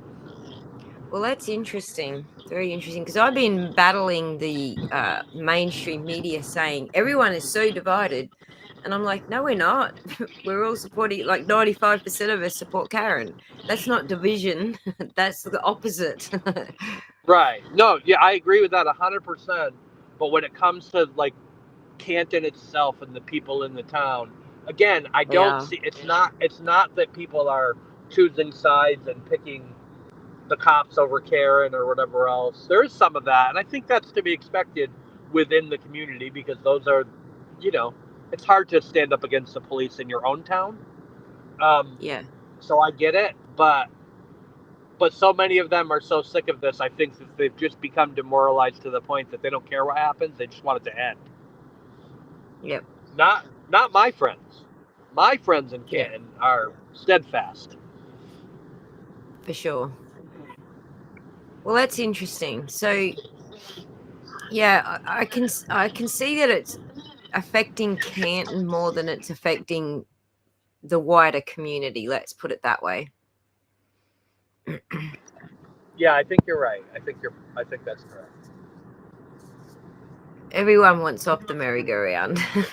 Exactly. Yeah, I mean, that's right. We all, you know, the thing is obviously some of us also benefit from this scenario because we're covering it and it's providing us with engagement on our channels and doing all of this, and that's all well and good, right? This is what we do.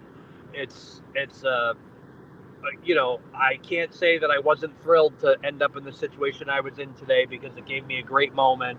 I love opposing Joe Warren and any other kind of piece of human garbage that's preying on people out there. So I love doing that. But in addition, I can't say I was sad when the moment that my video was published, Turtle Boy was asking me for a link so that he could feature a portion of it on his show tonight. Oh, that's good. I love that. And that moment wouldn't have happened without all of this. But I would trade every single bit of this in a heartbeat, any notoriety or popularity that's coming from this, if it would mean that Karen Reed didn't have to spend another day in jeopardy of going to jail, you know? I'd gladly Absolutely. I'm right there with you. I'd gladly sink back to my anonymity in Connecticut or cover other things. I mean, honestly, I have enough to cover just covering the local school board in Bristol, Connecticut. It's a nightmare. There's a lot, and I get new story requests or people telling me about their own injustices every single day. And every time I go to Dedham, I have at least 5 separate people approach me saying, "I need you to write about my story. I need you to tell me I need you to tell you my story." There's a woman today who was handing out little leaflets. And she is not allowed to tell you her story because she's under a gag order to not talk about her case. And so instead, she had to hand out papers with her docket number and her name on them and say, "Please do a FOIA request." Wow. We lost you there for a second. Sorry, I'm back. I was checking my map. But she said, "Please do please do a FOIA request on my case because I really think you need to hear about it, but I can't tell you anything about it. And I said, you know what? I'm going to look up your case, and at some point, I'm going to definitely look up why you can't talk about it. And I said, and then I saw her again, and I said, I'd love to interview you or ask you a series of questions, and you just have to answer every single question with, I'm not allowed to talk about my case pursuant to this gag order. You know what I mean? Like, I'd love to ask her 30 questions and have that be the answer to every question so that I could Hell yeah. put that into a montage and say, there's a problem here, you know? Clearly, obviously. Yeah, no, it sounds awesome. I reckon you should FOIA it too and tell us about what's going on. Yeah, I certainly will. And there's so much. Obviously, we have the Sandra Birchmore stuff coming up, and the revelations in that case that indeed Farwell was not the father, which I really was mad at the Boston Globe for saying that it's going to help Farwell's case, because I'm like, that's ridiculous. Farwell thought he was the father. It doesn't really matter if he was the father or not. And you saw some people. Actually, one of the reasons that I was so pleased is he put out a series of tweets or tweet replies where he was implying that Sandra Birchmore deserved it and talking about, calling her easy and talking about the promiscuity. And I'm just saying, is anybody smart enough to know what happens to victims of childhood sexual assault where they're literally groomed to believe that sexual attention equals love, and that's what they feel like they have to, He's so misogynistic. That's awful. I can't. That whole couple of days of stuff disgusted me because another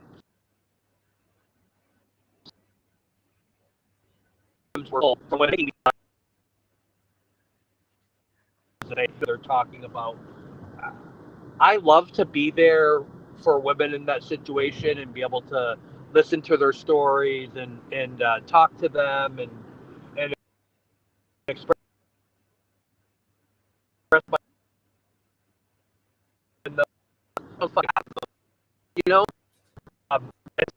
like. Wow, your connection's gone There are freaking crazy. How about now?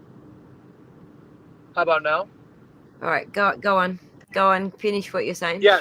Sorry. Yeah. So that I just hate that there are so many women that have stories like that, and I don't mind being there for them, but it's just so disheartening sometimes when you hear this and you're saying, wow, like there's so many people out there, and we have to do better, Yeah, for sure. But there is so many people out there. Like, just Hank's whole closing argument came across with that flavor. Like, she's a woman. She was hysterical. She was jealous. She was, all the things that are attached to being a female. I felt like the whole thing was really heavily misogynistic. Like, I was so disgusted listening to his closing argument. I was for many reasons, but for me, it really was you're supposed to be the prosecutor, and you're up here just spinning this theory. Like, you have a theory, but you haven't even proven there was a car accident, and you're not supposed to be able to just stand up there and lie. Like, you're in control of whether charges get brought. Like, you're not an equal participant in this. You don't. But his whole theory was based on misogyny. She was a hysterical female. She was yelling at John. She was this, she was that. Like, he didn't have the actual data or the evidence. He just had this story that was misogynistic. And completely invented from whole cloth. The relationship was at its end. You don't fucking know that. You don't know that. Yeah. They had this kind of relationship where they fought. And lots of people do. But it doesn't mean a lot mean of people are saying, that was toxic, the relationship that they were in. And I'm like, fuck, have you not been in a relationship? Because that's pretty fucking normal. Right. I mean, I don't know about you, but it was definitely normal for, I've been married once and almost married a second time. And we had some real bloody humdingers where I Yeah. probably said worse than I fucking hate you. Yeah, me too. I've been there. So I've been yeah, there. I mean, I don't see it as toxic. And the other thing too is that most of the people who are saying that haven't been in a relationship where they're the step parent, because that adds an extra layer of stuff that you can fight about. But like, It there's does. you got your differences in parenting styles, and if you haven't had kids and you're coming into a relationship where there are kids and you don't have a parenting style, you got to find your feet, and that's really hard to do coming into a relationship. I've been in both situations as the step parent coming into someone else's kids' lives, as well as having a partner come into my kids' lives. It just gives you there's a whole lot of extra arguing to go on there, you know what I mean? Feels like that's what they were going through. Yeah, I agree. Yeah. It's So hard to deny. I didn't see it as toxic at all, but a lot of people are. I tell you what part I did think was toxic though was this is just a very small part of it, but the fact that he was just like wanting to go drink all the time and she was the babysitter. Like, you can tell that's the way she felt she was being treated just listening to her text messages. You can see that listening to her voicemails, but also in her text messages, that he was just using her so he could go out drinking, which is one of the issues when you're a parent. When you're a single parent, you don't have that time to go out and get your own space. So as soon as someone comes along where you can go, here, take my kids, I'm going to go have my space, I actually understand why he was doing it, but there's definitely that undercurrent that I think was pretty toxic where he was coming from. Well, yeah, and it's not just her that perceived it that way. You also heard that from in the first trial. You didn't hear it in this trial so much, but you heard it in the first trial from prosecution witnesses that were talking about that. Oh, she was just someone he was using to babysit the kids. You know what I mean? Like, so imagine how that makes you feel. But all of that, even though she felt that way, it's very, very clear that she loved those kids. It's very clear that she did everything that she could to support those kids. And it really is a shame how that went down. And, a lot of people are, oh, you can't talk about Peggy O'Keefe. You can't do that. Well, you know what? She didn't do the right things at the time that this occurred, way before there was an actual or should have been an actual cloud of suspicion. And I have my suspicions that things weren't good in that part of the relationship in terms of her interacting with Peggy and everything else prior to there being a problem. Absolutely. Like, just the fact that Peggy was straight up being an asshole from the minute it all went down, like, you could tell that straight away. Right. And the truth is that your first reaction in the moment? Like, there's something wrong with that. Like, that your first reaction is to immediately think about how you're going to be mean to her. Like, I don't think I'd be able to speak for her. And never mind, mere hours later be pointing fingers. And you know what? The only thing that I'll say in Peggy's defense in this is we know there was interference from Jen McCabe. We know there was interference by those people right off the bat trying to push the narrative and trying to do things. So I will say, if she was in a vulnerable state and they preyed upon her emotions in that moment, I guess I'll cut her the slack in that regard. Yeah. Yeah. That's exactly what I was thinking. You know why, too. right? You know why? Because we've already determined that you and I think very much alike. Obviously. This is not a new revelation. Yeah. No, I was thinking the exact same thing, that she was in a vulnerable position, but on the same token, blame is a way for that is a very common way that a lot of people deal with grief. And then, you know, someone comes along and gives you the villain to blame that easily and that quickly. I understand, actually. Yeah. All right, I'll go back to cutting her some slack. It's hard to. I feel bad for them, but at some point, I think enough information has come out by now that even if that was your initial position, that instead of digging in at this point, you should be like, wait a minute, like, hang on a minute. It's in the beginning, in the interactions with Turtle Boy and Paul O'Keefe, it seemed like there was a moment of that. The very beginning of this, when he was talking to Paul O'Keefe, it seems like there was some of that where he was willing to consider that something else might have happened. And then whatever, you know, they got their claws in and that was it. But I really do. I think that Peggy and Paul kind of, in their rush to take on the blame and point it somewhere, they were given the villain, but in their rush to do that, I think they actually implicated themselves in some of the cover-up by taking, obviously, the taillight shards. This is something I worked out the other day.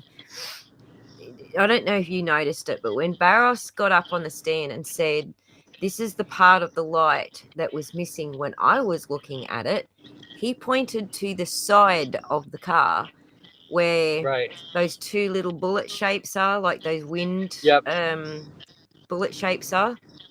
And we were all thinking when she reversed into John's car that she broke the clear part, like closer towards the center of the closer to the left-hand side of that taillight. But when he points at it, he's pointing to that right outside part. And I'm like, holy shit, that turned up at 34 Fairview. That's not the piece that's missing still. And that implicates Paul and Peggy. Right. That makes sense. Do you follow what I'm saying? Like that. So when I, like months ago, when I did that little bit of video, I can't remember who it was, but out in the driveway at Meadows, someone was running a little like hand push snowplow to clean out the driveway. Yeah. Karen said she pulled the bit of taillight out that she broke. She pulled it off the car and dropped it in the driveway. Then this dude comes along. I can't remember if it was Paul or one of their friends came along and cleaned out the driveway, like with the snowplow, and it was blowing it all up against the fence. Way back months ago, that's where I figured it would have been if there was any piece in the driveway. Then Karen actually came out and said that in that last lot of interviews that she did, or I don't even know which interview it was, but I'm pretty sure it was the last one.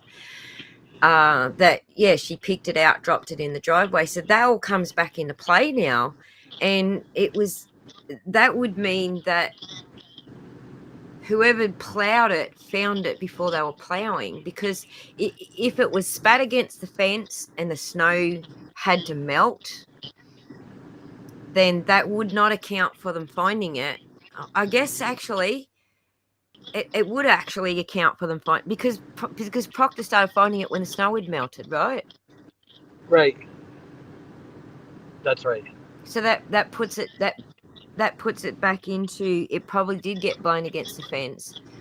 That bit of snow melted, they seen it, they gave it to Proctor, and then he put it over there at 34 Fairview. Do you get where I'm going with that though? Well, the thing is for any of the pieces that he found, you don't even know if he put it back there. He could have just picked it up and said, I found it at 34 Fairview. You know what I mean? Like, it's the worst part. Like, well, that's what he did. Right. But who gave it to him? Because that piece, Barros said that piece was missing. Karen said she dropped it in the driveway at One Meadows. So how did it get from One Meadows over to 34 Fairview? There should be no way that occurred. Paul had to have given it to them. I think that when you look at that part right there, based on Barros's description of what was broken, they simply recovered more taillight than that, which immediately proves that taillight was planted.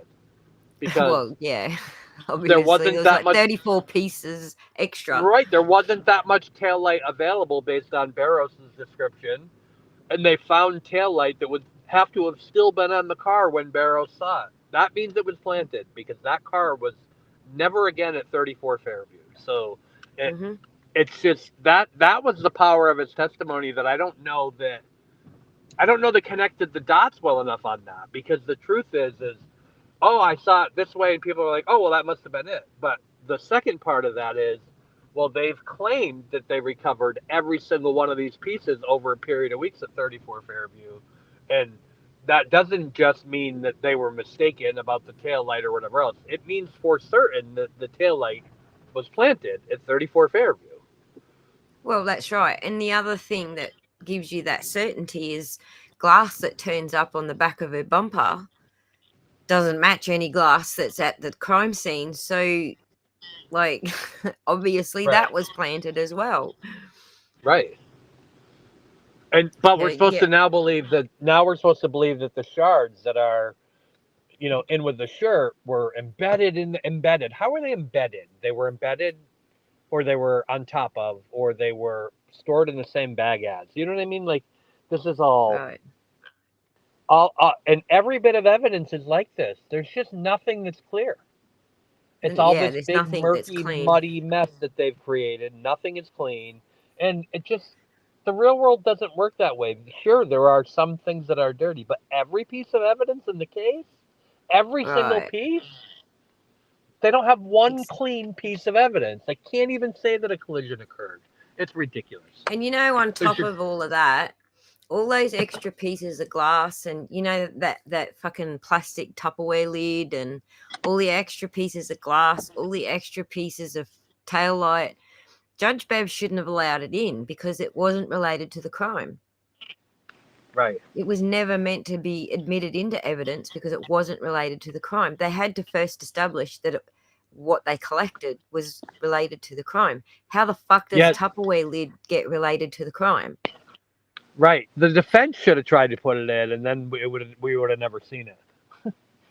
Yeah, right, exactly. But I mean, she let the team down by letting every single piece of tainted evidence come in without a chain of custody, and then allowing all this extra evidence to be plonked in front of the jury that isn't even related to the crime. She let the fucking team down. Right. It's almost as if she's horrible. Oh, wait. Oh, wait.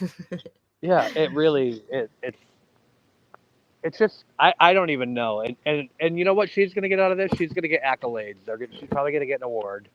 And yeah, 'cause that's how things work in Norfolk County. Right, I'm sorry, that's right. She did get the award. I forgot. She's already got her first award. She's probably getting a string of fucking awards. So she's definitely gonna win it next year too for screwing up the jury form this year as well. So for sure. Something else.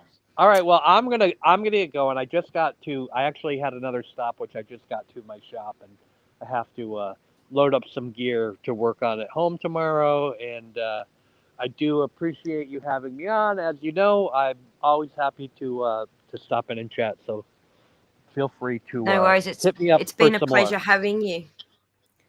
Thank you so much. Thank you. I appreciate it. Thank you for. All right, my friend. Have a great night. All right, you All too. right. Okay, bye. Thanks, everybody. I didn't read any chats because I'm on my cell phone, but I will try and hop back in the stream later if there's any questions or whatever else and answer them up. All right. Thank you again, Jason. In the comments. All right, thanks. See you later. Have a great night. You too. Bye. Bye. Well, there you go. That was interesting. Interesting yak. Good catch up with what's going on the streets in Dedham. All those townies walk around wearing John's face on shirts and avatars, all the while spewing hate is disgraceful. Most public safety hate that disrespect of the dead. Yes. Yes. Interesting all round, guys.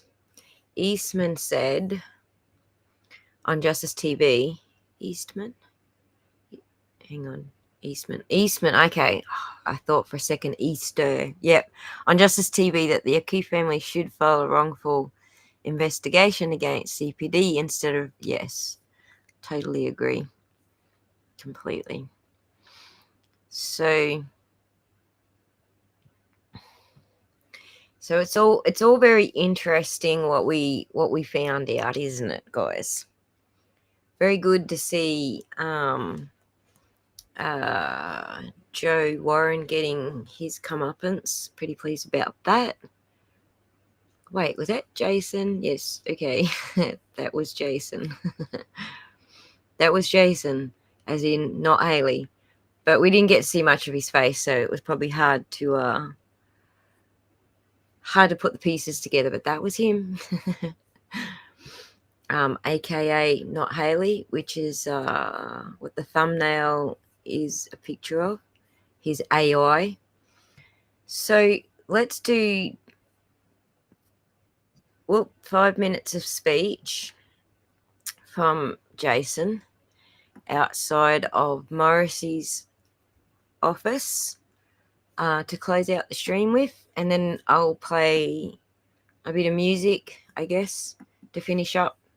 So let's have a listen to, oh my God, I freaking lost it. I got too many tabs open. Hang on.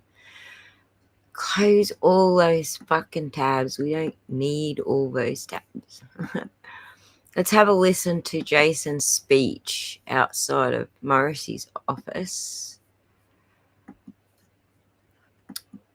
when they're protesting there. So this, hopefully it's stuff like this that gets him booted out and somebody new in. I can't remember the lady's name, but there is a lady running against him who I hope gets in. So let's have a listen to that to finish up.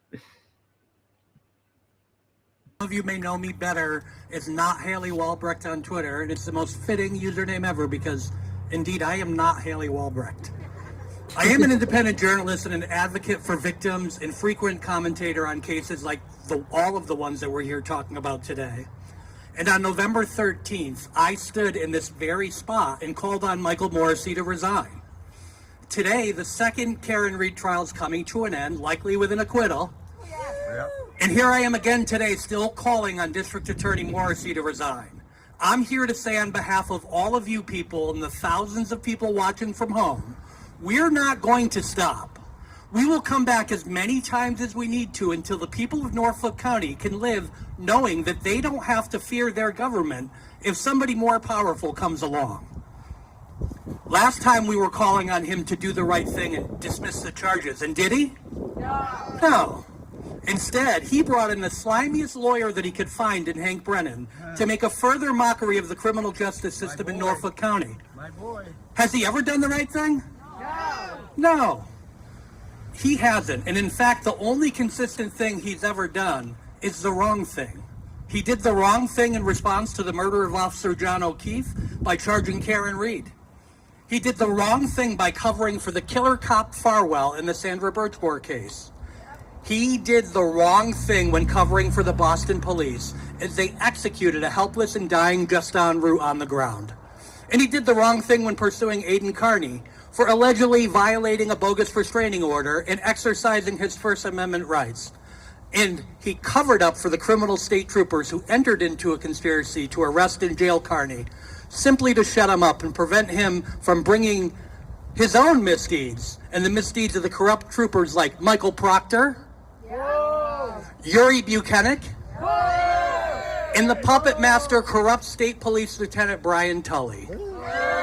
As long as he can protect them, it doesn't matter who else pays the price. We met a new victim of Norfolk County prioritizing prosecuting journalists and covering up for dirty cops instead of just going after criminals just today on the steps of the courthouse at Dedham while attending the sham trial of Aiden Carney. A violent criminal predator had his case dismissed while we watched a dinosaur corrupt former judge, Robert Cosgrove, demonstrate that he doesn't even understand what hearsay is. It's shameful. I'd like to take a minute to thank each and every one of you, not just here, but in Dedham, in downtown Canton, and online across the world, and the standouts that we're doing. This isn't a moment, it's a movement. Without us, the media would simply read the press releases that were issued by the police or the district attorney, and everyone would just believe that Sandra Birchmore killed herself, or that Just en Route was a threat while he was lying helpless on the ground, or that Karen Reed killed John O'Keefe and that Enrique Delgado Garcia died of a tragic accident. Today we know better, and we can all be here demanding the much needed accountability from the very people who are supposed to protect us, just like the people that work in this building behind us. Now, I stole that from my previous speech, but it means exactly the same thing today as it did then. These are the people who need to be held accountable for the decisions that they make, and instead, not only aren't they held accountable, but they're not holding anybody else accountable too, either. So today we stand together. It's time for justice for Sandra Birchmore, for Just en Route, for Enrique Delgado Garcia, and for John O'Keefe, and for all of the other victims and their families who are victims of not just the people who are committing the crimes, but the people who are supposed to protect them from the people who are committing the crimes. We also want to let you know it's time to free Karen Reed, right? We're about to do that. It's time to free Aiden Carney. I don't care if you like Aiden Carney. He's a controversial figure, and sometimes he says some things that piss people off. Sometimes he says things that piss me off. But at the end of the day, he's standing in courtroom on trial as a result of Lieutenant Tully conspiring with Kate Peter, Lindsay Gaetani, and Leah Genduso, a former Massachusetts State Police officer, to jail him to prevent him from uncovering their own misdeeds. But most of all, it's time to send a message that we the people won't rest until the truth is told. It's time to tell the truth. It's time for Michael Morrissey to resign. And it's time right now for us to march around the building and let him know. So let's go.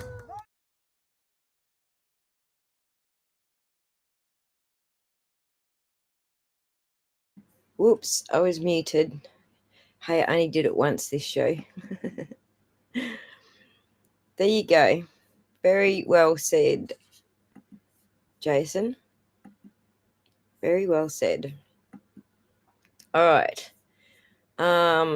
Yes, I will have a look at your postings on Discord, Colors, but I think that you are taking a very narrow part of a sentence and applying it to the whole, which is why we have lawyers do it. So what rough really means is that we don't allow a piecemeal polling of a partially formed verdict across lessers while skipping proper procedure. That's what they were referring to. So the distinction is that if the jury is unanimous on a lesser charge, they can return a valid partial verdict. What Roth prohibits is the taking of partial verdicts on a single charge where the jury hasn't finished deliberating the hierarchy. So it's taking one sentence out of context. If you read the whole text and read it in context, they weren't saying they were deciding whether the jury could return a partial verdict full stop. It was in context about whether the jury had actually finished, because the jury actually turned around and said, wait, we're not done yet, when they were polled. So it is out of context, just so you know, to just take that small part and say it applies to the whole. But I will have a look at the notes that you sent me. Now we shall, oh Jesus, how do I even do that now? How do I go to my playlist? I'm so confused because I switched from OBS back to Restream in the middle of all of this. Still got to work out why I can't get frigging audio to work in OBS. It's very, very confusing, but I will get to it eventually.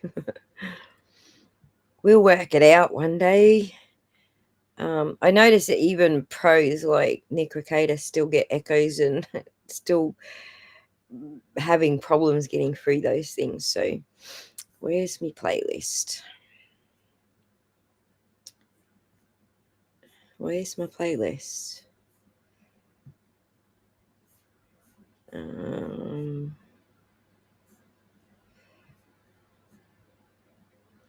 I've lost my playlist as well.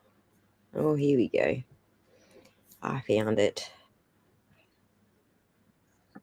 Well, let's let a couple of ads play out.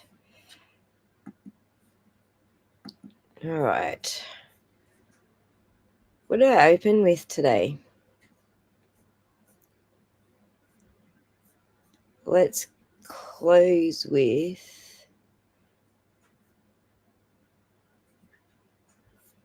Yeah, that's not even my freaking songs. I clicked on the wrong thing. Let's close with some heavy, angry music.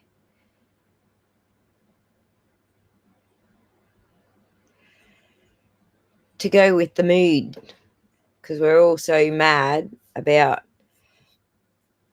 the way the prosecution ended things. Let's play some angry music. Angry music.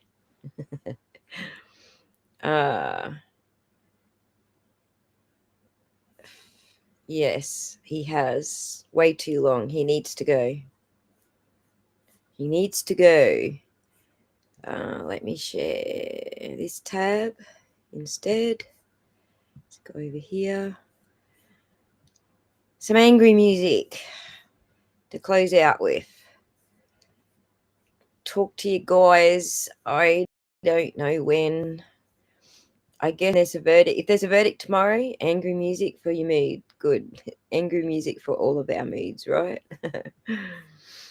I'll talk to you probably if there's a verdict tomorrow. Then yes, we'll be doing a live stream tomorrow, come hell or high water. So I guess let's say on the positive side of the cup is half full. We'll get a verdict tomorrow, and we'll talk to you tomorrow. All right, everyone. Bye.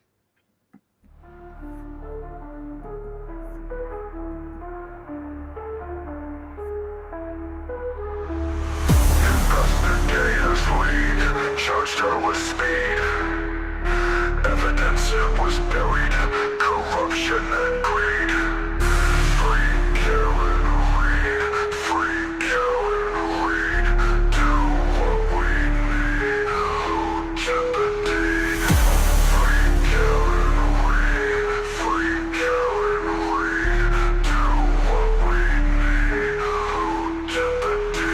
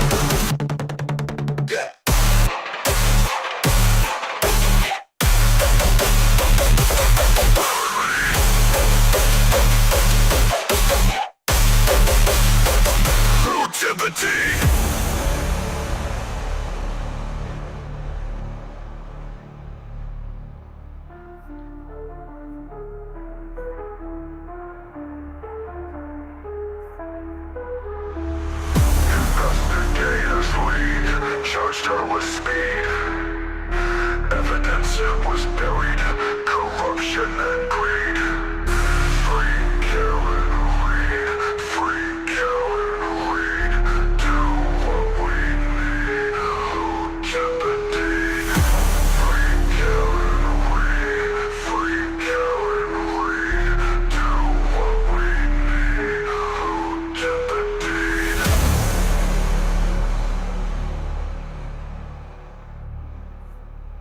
Bye, everyone.